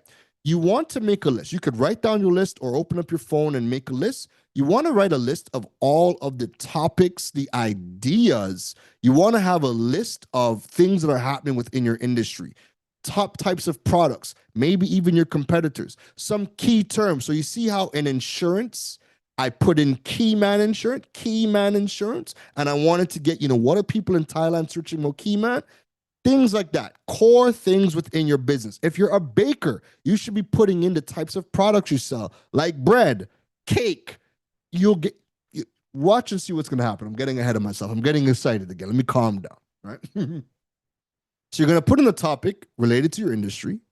Then you're going to select the country that you want the data from. Every country is listed here. So even if you're trying to now get into other markets, you can see what the other markets are searching for so you have an understanding.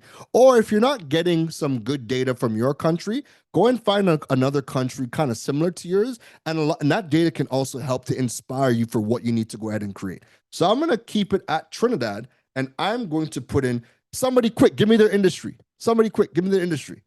Who's quick on the draw? Give me your industry. Give me your industry. First person, website. Websites. Okay, fine. We'll use website, right? Akeem one.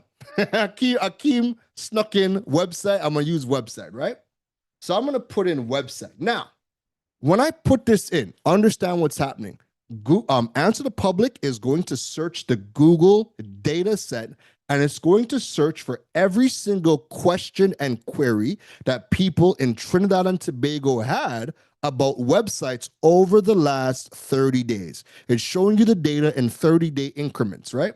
So I click on search. I set website. I set it to Trinidad and Tobago. So now it's going to search the data set, and it's going to show us every single question that people asked about websites over the last 30 days. So let's see what we get. We got 2,238 questions that people asked about websites. 2,238 things people in Trinidad and Tobago asked about websites. Now, when you scroll down, you're going to see this wheel. Please don't try to read this wheel. You're going to break your neck. What you're going to do is you're going to click on tables, and all of the information is now categorized, okay? You are now going to see, look at this. So our website's named, oh my God, I don't want to embarrass myself. I'm not going to embarrass myself. I know the word, but just can't say it right now. Well, okay, look at this. Can website owners see who visits, right? Can website owners see who visits? So you see something like this, right? You absolutely can. I use HubSpot to see exactly who visits my website, right? So I can now take this question. This is a perfect example. I could now take this question, right? If I were to sign into my HubSpot, right? This is a perfect example as to how I go about creating content. So what you're going to see, oh my God, are you kidding me? Log in. Hold on. Let me see if I can get that code really quickly. Hold on. Bear with me. 996382. Bear with me, 99682. Watch this, right? So I have HubSpot connected to both my websites, KeronRose.com, Digipreneur FM. And if I actually go into my contacts, right?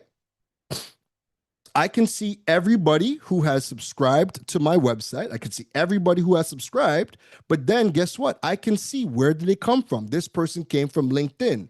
This person came from Facebook. This person came from Linktree.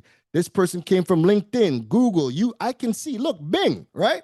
I can see where everybody is coming from, and I could see what is the first piece of content that brought them here. This person clearly searched for PayPal on Google, found my article, read it, liked it, then subscribed to my website. So when I see something like this, can a website owner see who visits? I would take this, I would turn it into a blog, and I would do a YouTube video, because the next time that person jumps on Google and types in this question, and remember, we know they search for it because Answer the Public is pulling all the questions people ask concerning the keyword website. So now that I know that people are searching for, can website owners see who visits, I then write a blog and show people how they can find it, right? Because it's within my industry. I'm showing up. I want my business to show up. I want my business to show that we understand people's problems and that we are the solution. So I do a blog and then I do a video. So that way, if they jump on YouTube and they were to ask that question, my video shows up as well. This is how you create content in 2025 as a business, not the trendy garbage.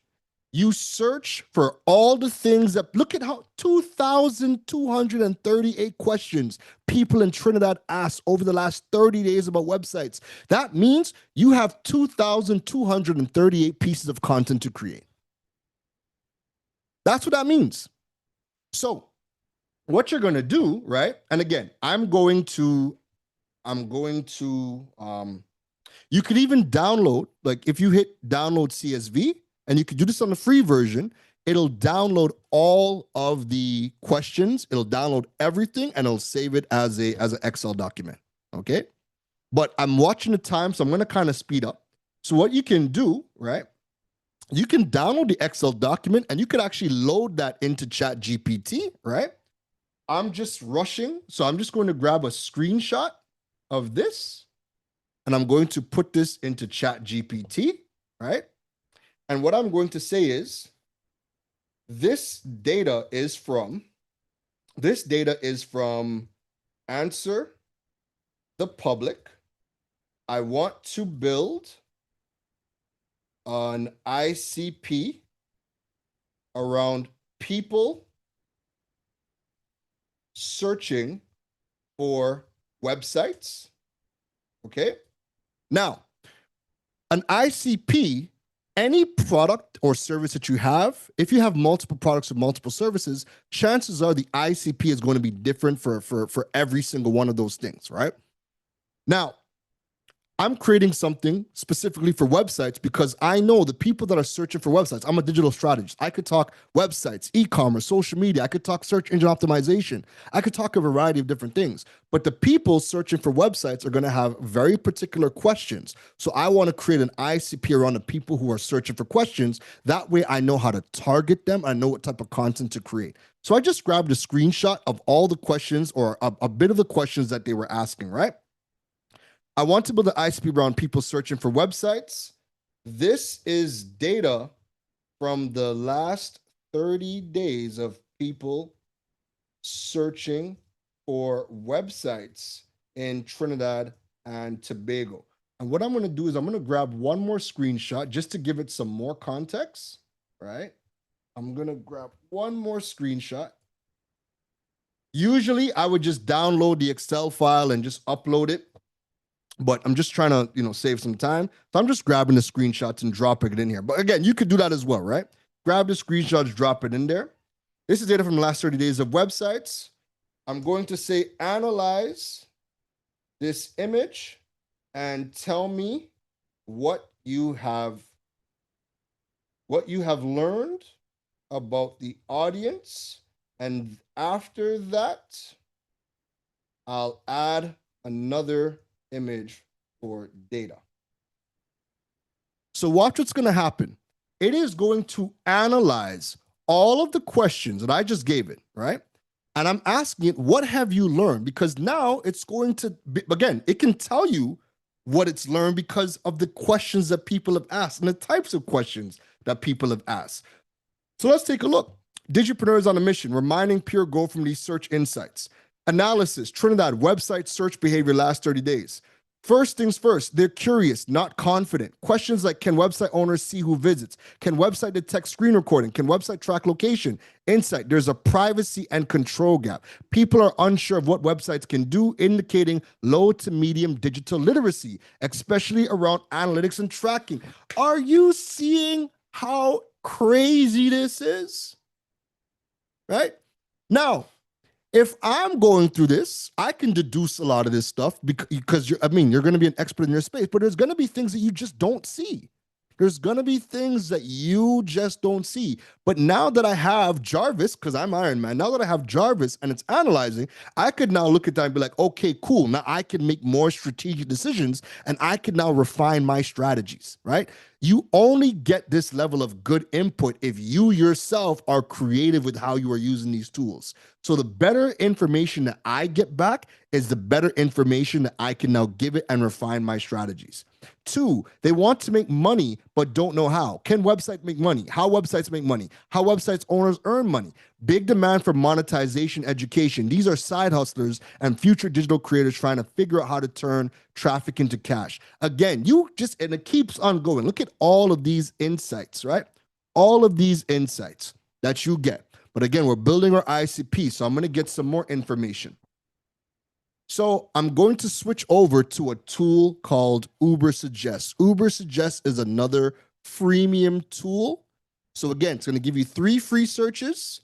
There is a lifetime option. You pay 120 US and you get lifetime access to this as well. I always recommend it because, again, lifetime access, and it's a great tool to help you do your research.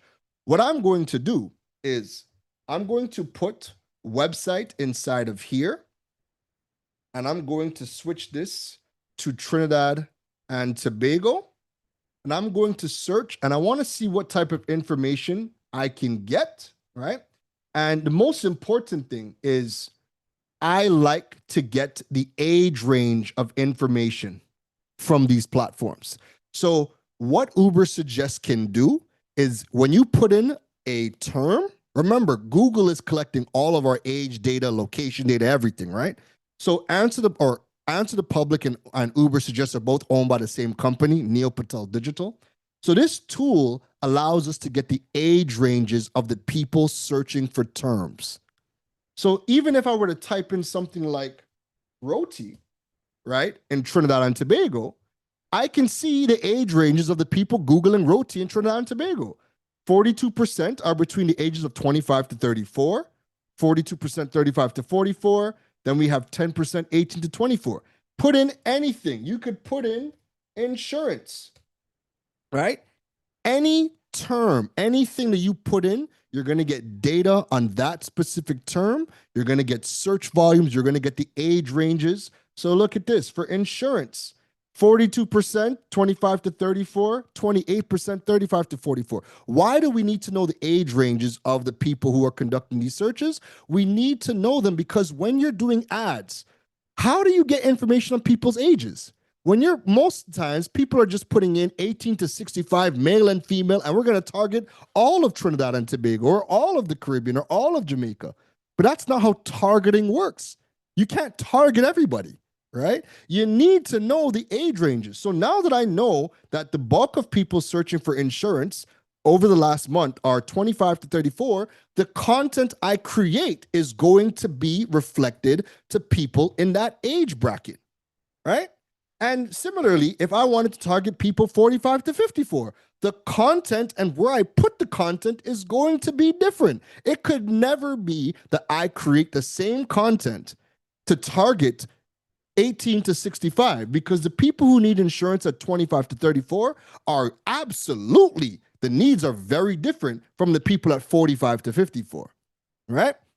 But again, this is just an example. I'm just grabbing this because I don't want to click on another search term. I'm just grabbing that. I'm dumping it in here.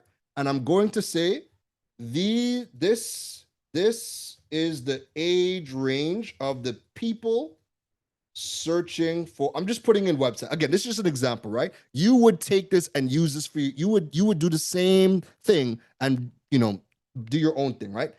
Search for one word and grab the information from Answer the Public. Search the same word on Uber Suggest to get the age range information. Searching for websites in the last 30 days, right? And then, I know I'm kind of going a little bit fast, but bear with me. We're going to go over to our third tool called Google Trends. Now, Google Trends, what this does is it's a tool that Google gives us for free to allow you to search for trending data on a particular topic, right? So we're going to click on Explore. Let me explain how this works. So first things first, you're going to see these things. It's going to give you some information. You're going to see the filters worldwide over the past 12 months. So this is data. This is the top trending search data over the last 12 months around the world. On the left-hand side where you see search topics, this is the Google algorithm looking at all of the queries that people have searched for and then grouping them into overall topics, okay? All of the queries that people have put into Google's algorithm has put them all into overall topics. So the top trending topics that are gaining traction over the last 12 months are topics related to 2025. So somebody typing in BMW 2025 or BMW X4 2025, the best smartphones in 2025. You get the idea, right? When people are searching for something related to 2025, that's been an overall topic. The Olympic Games, UEFA, Donald Trump, Amazon. What you should also, when you're looking at this information, is think about what's happening in the world, why people are searching for these things, right? On the right-hand side, where you see search queries is the actual things that people have typed in. Google is just using a running tally to just tally those numbers up and show you what the top trending searches are. So slot Gakor, remember, I don't know what that is. Again, this is on the worldwide. IPL 2025, Citus Gakor, I don't know what that is. Again, Tempiano de Mañana, Link Gakor. Again, those are the top trending searches for worldwide. However, this is where it gets real for all of us. When you click on worldwide, you can now type in your country and same thing. We can now see the top trending searches for people in that particular country. So of course, and this is how you know it's real. Number 1, Trinidad, Playway. Number 2, 2025. Number 3 is Playway. Number 4 is Slot Machine. Number 5 is UEFA. What does that tell you? It means right now, people in Trinidad want money. They don't want to work for it. They want money. They want to wake up and be millionaires. They want to go to the casino, win some money. They want to play away. They want money. Where is the money? But again, you see what people are searching for, right? They want the money. Show me the money. On the right-hand side, search queries. CPL 2024 is the number 1 search term that happened over the last 12 months. West Indies versus Bangladesh. Slot Gakor. I don't know. Who is this Slot Gakor? Who is that? Or is that a game? That sounds like a game. That is a game. That looks like an online game, right? CPL. Citus you get the idea, right? But now, let's take it a step further. We can now type in, actually, let's have some fun. I'm going to put in the word roti, right? I'm going to put in the word roti, and I'm clicking away for 1 second. We're going to have some fun. I'm clicking away, so I just put in roti, right? Now, Google Trends, the most important thing that Google Trends does is Google Trends shows us exactly where the people are located who are conducting that search for the term you just put in. So here's where I want to challenge all my roti lovers. I just put in roti, and I know the top 5 cities searching for roti.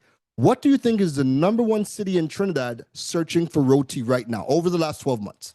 What do you think? Where are the real roti lovers? Let me see all ya.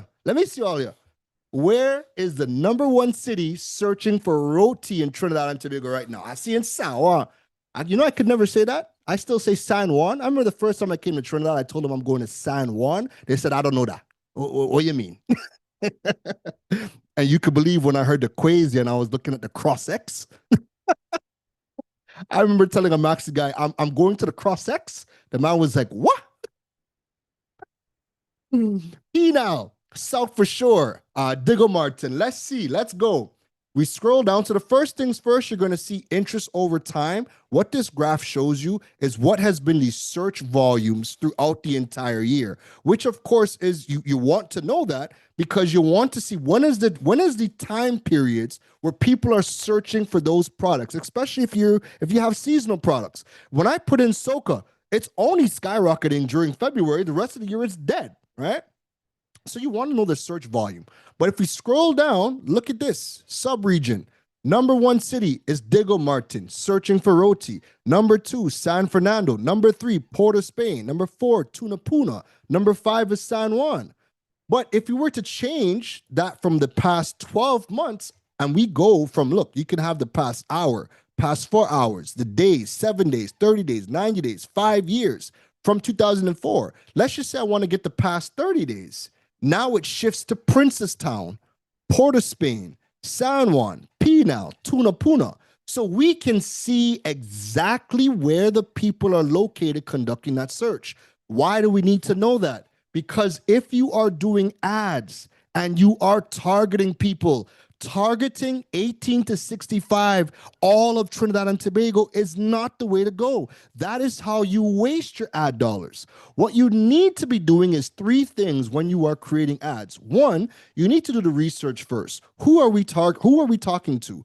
The people we learned that are searching for something 18 or 25 to 34, great. We're going to make something specifically for them. Where are these people located? Princestown, Port of Spain, San Juan. Okay, cool. I'm not going to target all of Trinidad and Tobago. What I'm going to do is I'm going to create 5 separate ads, and I'm going to target each of these 5 cities. But each of the ads I create, instead of saying, hi, Trinidad and Tobago, we're here, I'm going to say, Princestown, we now launched our new roti spot. Or, hey, Princestown has the best roti. All you're cooking roti, not doing nothing. Princestown, like you can get creative with the ads when you know where people are located and you can target them and specifically target them. That is how you get the best conversion. So your business could be a nationwide business, but rather than creating one ad that targets 18 to 65, all of Trinidad and Tobago, you don't do that. You create ads specific to the people searching for the product. 25 to 34, you get an ad.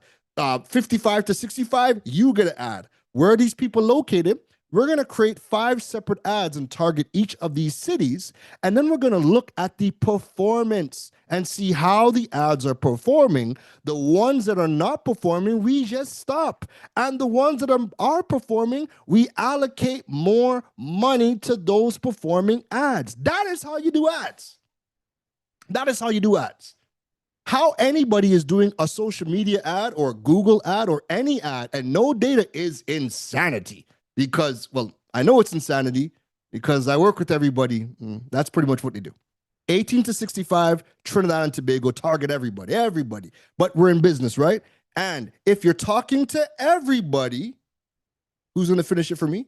Who's going to type it in the chat? If you're talking to everybody, you're talking to somebody, finish it. Oh God, please, somebody. Thank you. There we go. You're talking to nobody. If you're talking to everybody, you're talking to nobody. So again, I'm just going to grab this, right? You would grab this screenshot and you're going to throw that in here. And I'm going to say, these are the people. These are the people searching. I'm just putting in website, searching for websites, their ages and their locations in Trinidad, right? Now, remember, the information is specific to just the websites. Again, I'm just using random stuff, right? But you would use your actual information to do this properly, right? I'm just using random stuff. So I'm going to say these are the people searching for websites, their ages and their locations. And I've already given them the search data, right? So now I'm going to say, I want you to now interview me and ask me 3 questions about the audience so that I can give you my personal assessment as well on the audience so that we can create our ICP, right? So when I put that in now, oh, hold on. I want to limit it to 3 questions. So I'm going to stop it and I'm going to say, limit it to, I'm just going to say 2 questions, right? Now, again, I'm only say 2 just because of time. I want you to, and I know we're going to be a little bit over time. Just bear with me. I really want you to, I want this to show in the recording. That way you have access to it and you leave with something really powerful and really tangible, all right? So, Randy's top ICP questions. First, what do you personally believe is the main motivation behind the audience wanting a website? Start a business, right? So I'm going to say number 1, visibility and e-commerce, since in the Caribbean, we don't have any social media e-commerce access. Sales can only happen on our website. And number 2, do you think this audience is willing and able to spend money on building a website, or are they looking for free or do options? Both, mainly looking for someone to teach them. A course would be perfect. All right. So I just gave it that additional context. But remember, you are asking it to interview you because we still need your perspective. You are on the ground. You are interacting with people. So as much as we have the data that we've collected, we still want to get your insights from you. That way, we can really create an ICP. Just imagine, right? People are building ICPs off their own bias. People are currently building ICPs off their own bias. No data research. No data research. When you ask people who is their ICP? Oh, it's males, 18 to 65, and that's it. People who like nice thing. That's it. No data, right? So you still need to have the data, and then you wanted to interview you so that you can now input your insights. So I just gave it. So let's take a look at what we got. Snap into clarity, brother. That's gold right here. You just dropped the final pieces of the ICP. Now we're ready to unveil your ICP like a championship belt at WrestleMania. So here is the ideal customer profile for website searchers in Trinidad and Tobago. We're giving it a name, the Caribbean Website Climber, aspiring creator, hustler, business owner trying to rise above platform limitations. Demographics, majority, 25 to 44, with smaller surges between 18 to 24, 45 to 54. Location hotspots, Princess Town, Port of Spain, San Juan, Pinal, Tunapuna. Tech fluency, low to medium, can use social, but unsure about webs. Listen, how were you doing ICPs before? How? We only ever did it off of our own bias, which is why half of the businesses struggle on social media, because you only create from your own bias. I don't create from a bias. I create from the data. I create because I look at, okay, people want when a website was created. Great. Let me go talk about it. Article, blog, YouTube video, podcast, put it in the papers, jump on TV, talk about that, and I hit them everywhere. That same topic, because that one topic with every channel, TV, radio, newspaper, social media, TikTok, Instagram, that's a different audience on every single channel, but also a different format. What people forget is not everybody, like I don't really watch people's videos. I create videos, but I don't really watch people's videos. I would read your articles and I would listen to your podcast, but I don't really watch videos. And the reason being is, right? And again, everybody's different. And the reason I'm saying that you want to have the different variations of your content is because people learn and consume information in 3 different ways. They consume content through written content, audio content, visual content, right? And when you create audio, written, and visual, that allows you to distribute different types of content, different formats, different places, and everybody gets to choose how they connect with the content. What happens now? We only do video. But what happens to the people who don't care to watch your videos? What happens if you're not good at video and your video is actually turning people off? However, you're an amazing writer. Like, all of these are factors in getting business, right? There is a lot of people who, like, I've actually had somebody say, not even somebody tell me this. I've seen a comment. I hate Keron's voice, so I read his articles. And I had to laugh, right? I didn't take it personal. Heck, I don't even listen back to my own content. But I say that to say, what if I only did that one thing? And that person's like, man, I can't stand to hear this man's voice. That means I'm not reaching that person, right? Person literally said, I can't stand to hear his voice. I'll read all his content. And again, that's fine. Everybody's different. You need to, when you walk into an ice cream shop, it's not just vanilla, right? Even though ice cream makes everybody happy, it's not just one flavor. It's a multitude of, so you need to have something for everybody, right? So you take this, you create multiple pieces of content, and now that you have your ICP, you know exactly who you are talking to. Look at, you have the psychographics, visibility, direct sales. You have the secondary goal, learn how to build income generating websites, pain points. I don't know how websites work, buying behaviors, content consumption habits, marketing hooks.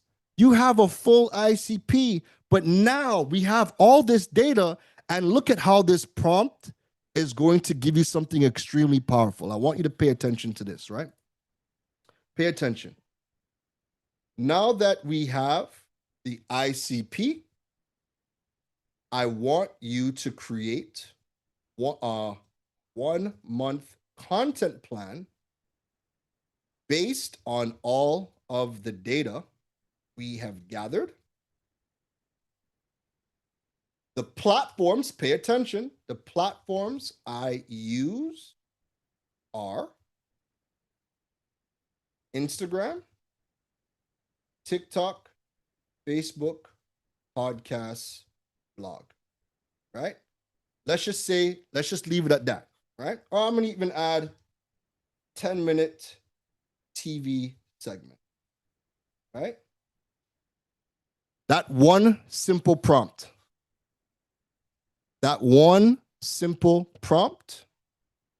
I now have an entire 1 month content plan. No guesswork. Everything data-driven. You might not be a digital strategist. You might not be the expert where you manually do these things, or you have a good feel for once you see data, you know what to do. No, the average business owner doesn't create content because, well, where do you start? You start with the data research. Now we have a digital strategist in ChatGPT that can help us. You just have to know the inputs to give it, and ChatGPT can help you build. So look at this. We have a 1 month content plan, all based on the data. Website focused ICP. I'm a digital strategist. I do a multitude of things. Websites is something I talk about a lot, but the people searching for websites are different from the people who are searching for help on social media, help on anything else, e-commerce, you name it. They're all different people. So now, website focus, our platforms are Instagram, blah, blah, blah. The theme is to educate, empower, and guide the website climber, ICP. So week 1, awareness and mindset shift. Goal, introduce the why behind owning a website in the Caribbean context. Instagram, TikTok, Facebook Reels. Why social media can't be the only sales channel in the Caribbean. 3 myths people believe about building websites and what's true. What your business is missing and if it doesn't have a website. Podcast episode, why Caribbean entrepreneurs need a website in 2025. Blog post, the truth about online business in the Caribbean, why a website's essential. TV segment, you can't sell on Instagram. Here's what you need. Oh, listen.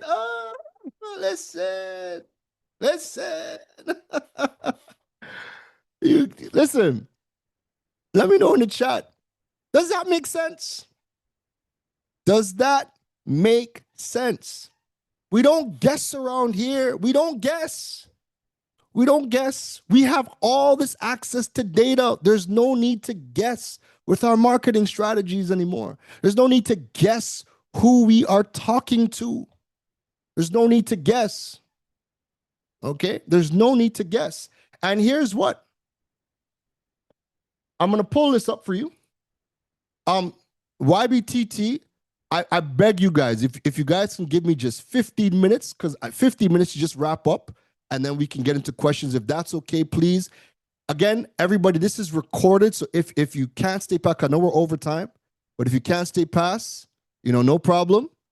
But everything is being recorded. All right. So, all right, I got the go ahead, right? So 15 more minutes. We're gonna be. I have just the data I want to shoot. Then we'll get into the questions, right? So we have a tool called Rival IQ. Now, Rival IQ is a very expensive tool. I don't expect anybody to pay for it unless you are an agency owner, whatever the case is. However, it gives you 2 weeks for free. So everybody should be doing this. The website is called Rival IQ. Just type in Rival IQ into, let me just put it into the chat for you. Rival IQ, you get 2 weeks for free, full access for free. I'm showing you this because I want all of you to be as dangerous as me, okay? The reason they call me the DigiBoss, it was an earned title. And this is why. Let me earn my money today, right? Let me show you what is happening in the world and of digital strategy. So, Rival IQ, you get 2 weeks for free. I'm putting you on game, right? You just need the 2 weeks.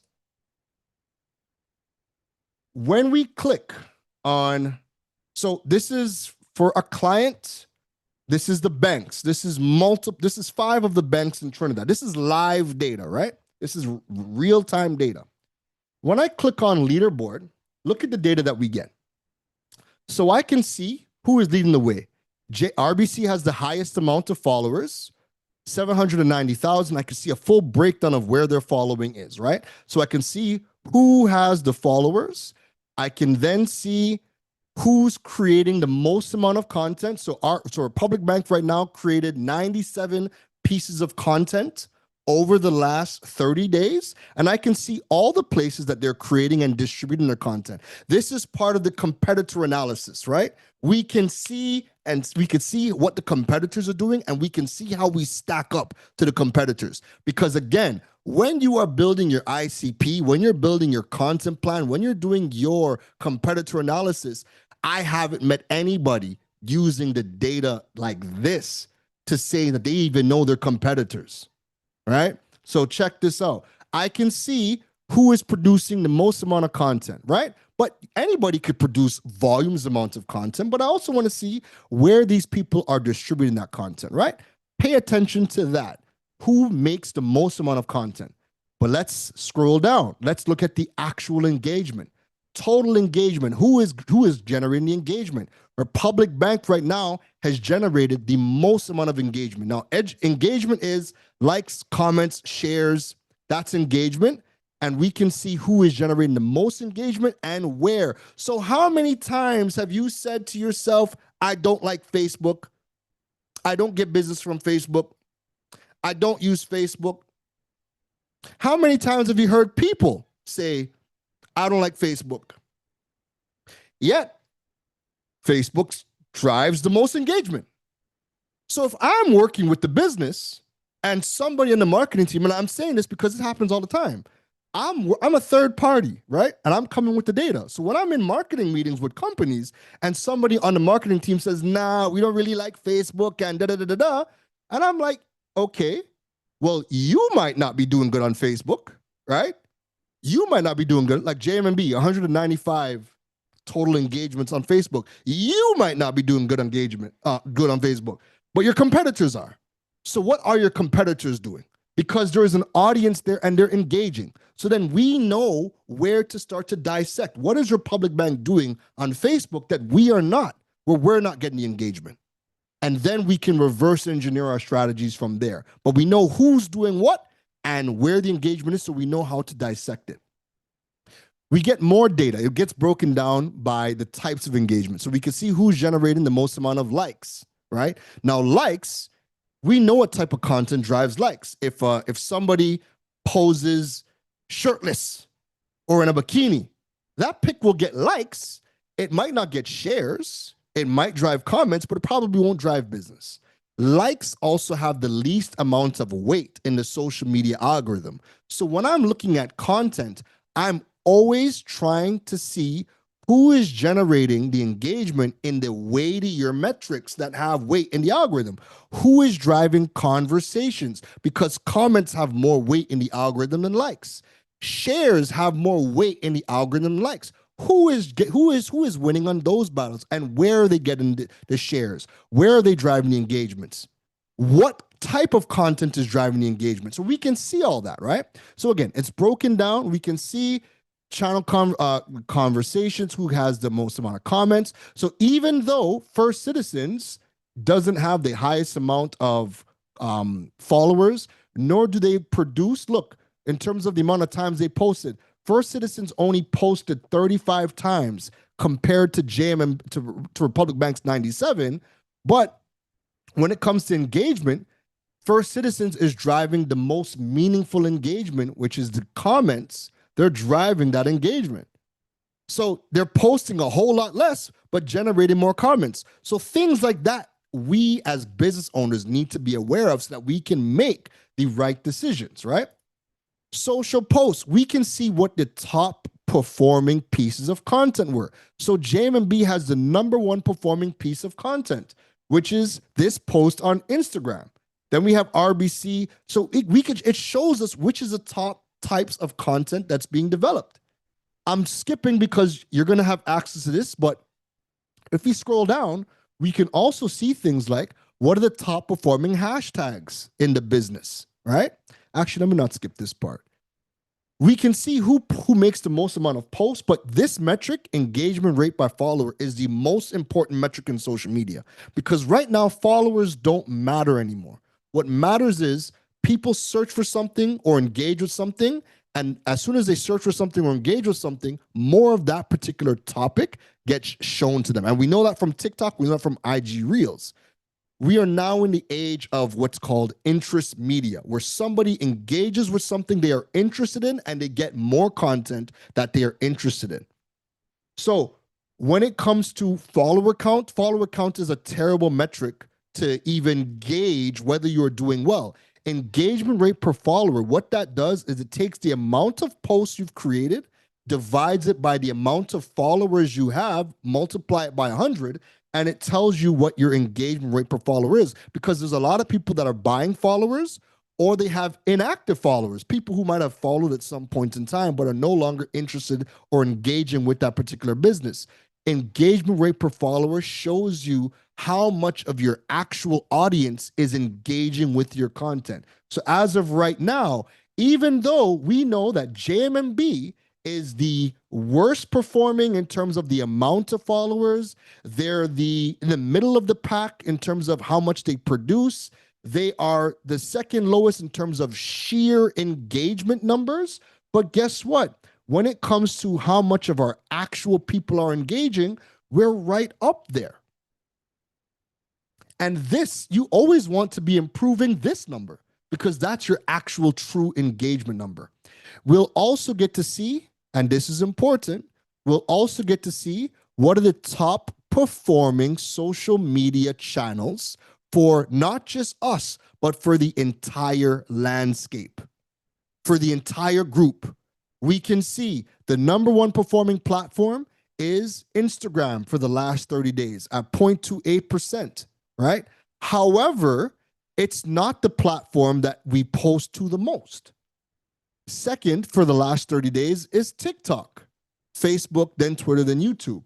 So this data changes every single day. This is all live data. So somebody could post, and these numbers are going to refresh every single day. But if you're not looking at these numbers, at least on a monthly basis, then how do you know what is working in your audience? Most times, businesses set unrealistic expectations, because if the entire group of your people, of your types of businesses in your country, if you guys are not performing to a particular standard, but you're setting your expectations way out there, when you look at these numbers, now you can get some more realistic expectations, because now you have some basis to work with. So when I tell people, this platform is working, It's typically because I'm looking at all of your competitors and we're seeing which one's actually producing results. And we look at this data every single month. That way we can tweak our plan even further. Last but not least, we can also see the types of content that's working. So we know, again, this is data that updates every single day. So if we look, Instagram Reels are created almost last in terms of how much we actually create, right? Almost last, but it's generating the most amount of engagement. And a reel is considered any video on Instagram under 3 minutes. Once it's over 3 minutes, it's considered a video. Under 3 minutes, it's considered a reel. Then look, carousels, the second highest performing type of content for the banks is carousel content. And a carousel is simply any image that has 2 or more. If it's one image, that's considered a photo and it performs considerably less. Once we add a second image and it becomes a carousel, there has a much higher chance of better engagement because our audience is engaging with carousels over one static photo. So if you are not looking at this data every single month, what are you doing? But guess what? We can then take this, we can grab this, we can screenshot this, and we can go back to ChatGPT. Whoops. We can go back to ChatGPT. All right, let me just grab that again. Hold on. We can go back to ChatGPT. Don't worry, I'm almost done because I want to get to the questions. Go back to ChatGPT. We can drop in that new form of data. Right? New form of data, grab that.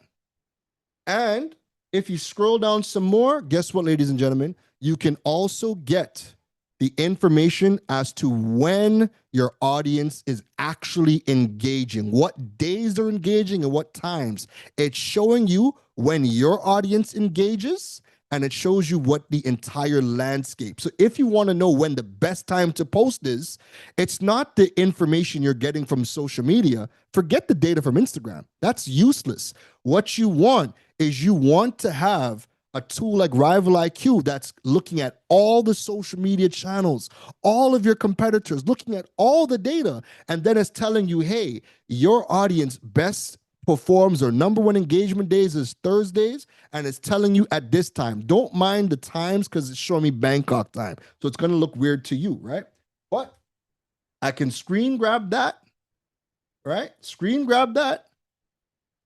I could drop the times in there, and I could now say, I want you to analyze the 3 images. Tell me what is the best type of content to post. What are the best channels for me to focus on? And when is the best time for my audience to engage, give it to me in Atlantic Standard Time. So now it's going to analyze all of that information about you and your competitors, and now you can have it refine your ICP. You can also help you to refine your content plan for the month.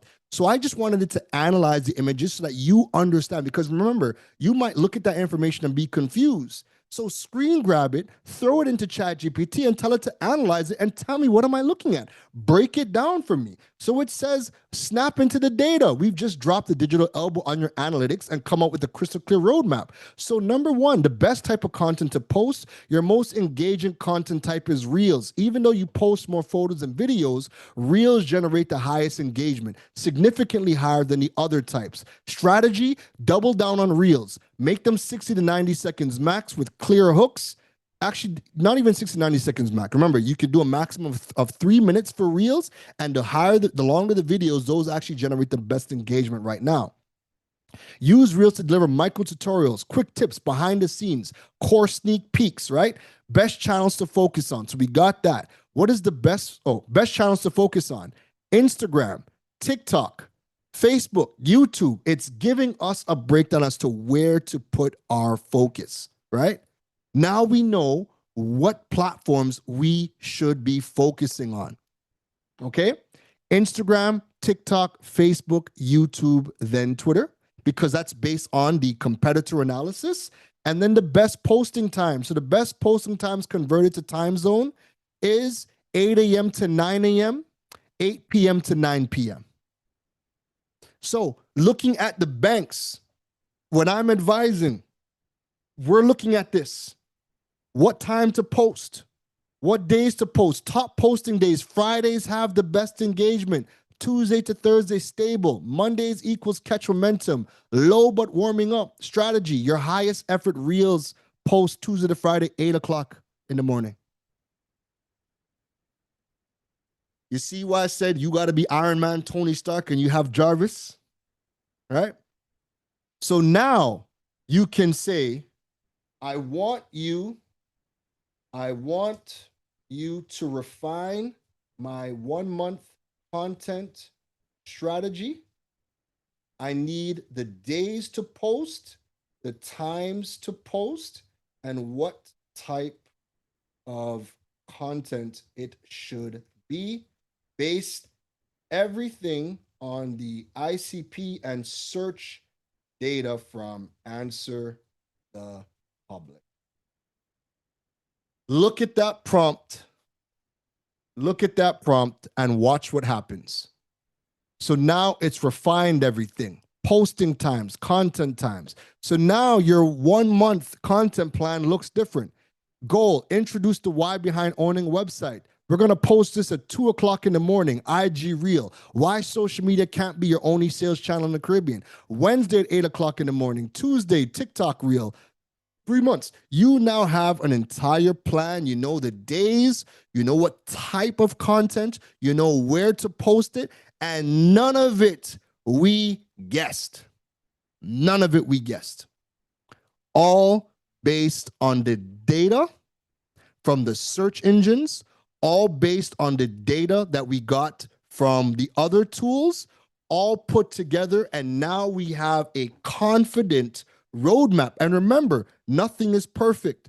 So once you're creating, the reason why we have all these tools is because after you create, the most important part is to come back later, a month later, and then you're looking at your efforts. You're looking to see what worked. You're looking to see, did we do better? You're going to get a plus minus. You're going to get a plus minus inside of Rival IQ, plus minus. So you know whether you did good or whether you did bad. When we jump into our CRM like HubSpot, we can see how many new contacts did we generate and where did they come from? Did they come from Google? Did they come from Facebook? Did they come from Bing? But if you're not doing the research, then creating the content and then distributing the content across multiple platforms, audio, video, because look, Bing, article content, Facebook, Google, these things are coming from the content on the website, right? If we see YouTube, it's going to show us what is the piece of content that brought that person in. So every single month, you need to be looking at your Rival IQ to see how did you perform against the landscape, against the competitors, and then you're looking at your CRM data to see where did people come from, how many new sales did we get, because guess what? It's going to show you sales too, right? It's going to show you the sales too. If you see, I'm just putting in somebody's name, but your HubSpot is going to track how much money people spent with you. And then it's going to show you, if we scroll down on activities, we can see how many times did this person come to the website? How many pages did they view? We can see where did that person come from? This person came from organic search on Google. We can see exactly where they came. So every single month, you need to do the data research, create the content, and then you need to go back into the tools and track your progress. Grab the progress, throw it back into ChatGPT and say, hey, these are the results we got for the last month. Let's refine our strategy moving forward. And ladies and gentlemen, I'm going to end it there because that is a lot. And I think if you even put that into practice. There were some other things I wanted to get into, but I decided kind of on the fly. This is the essence to how you build your digital presence in 2025. It's data driven. It's AI assisted. If you're not using the data, you're not going to speak to anybody. And you're going to be hoping that you produce something that catches fire. Or you get desperate and you go and hire a content creator who is not aligned with your brand just to tap into eyeballs. So this approach allows you to get the data, allows you now to have a tool that is an all-knowing companion with you that can take that data, make sense of it for you, and if it's too complicated, you can ask it to simplify the information for you. And it's now a two-man team in terms of your strategy. So you do the research, create the content across multiple channels, you set up the analytics tools, the Rival IQs, the Google Analytics platforms, the CRM, you set up the tools. That way it's capturing the data. So when you go back into the tools, you can see how your brand has performed, how you've done, and now you can refine your strategy for the following month. Rinse and repeat every single month.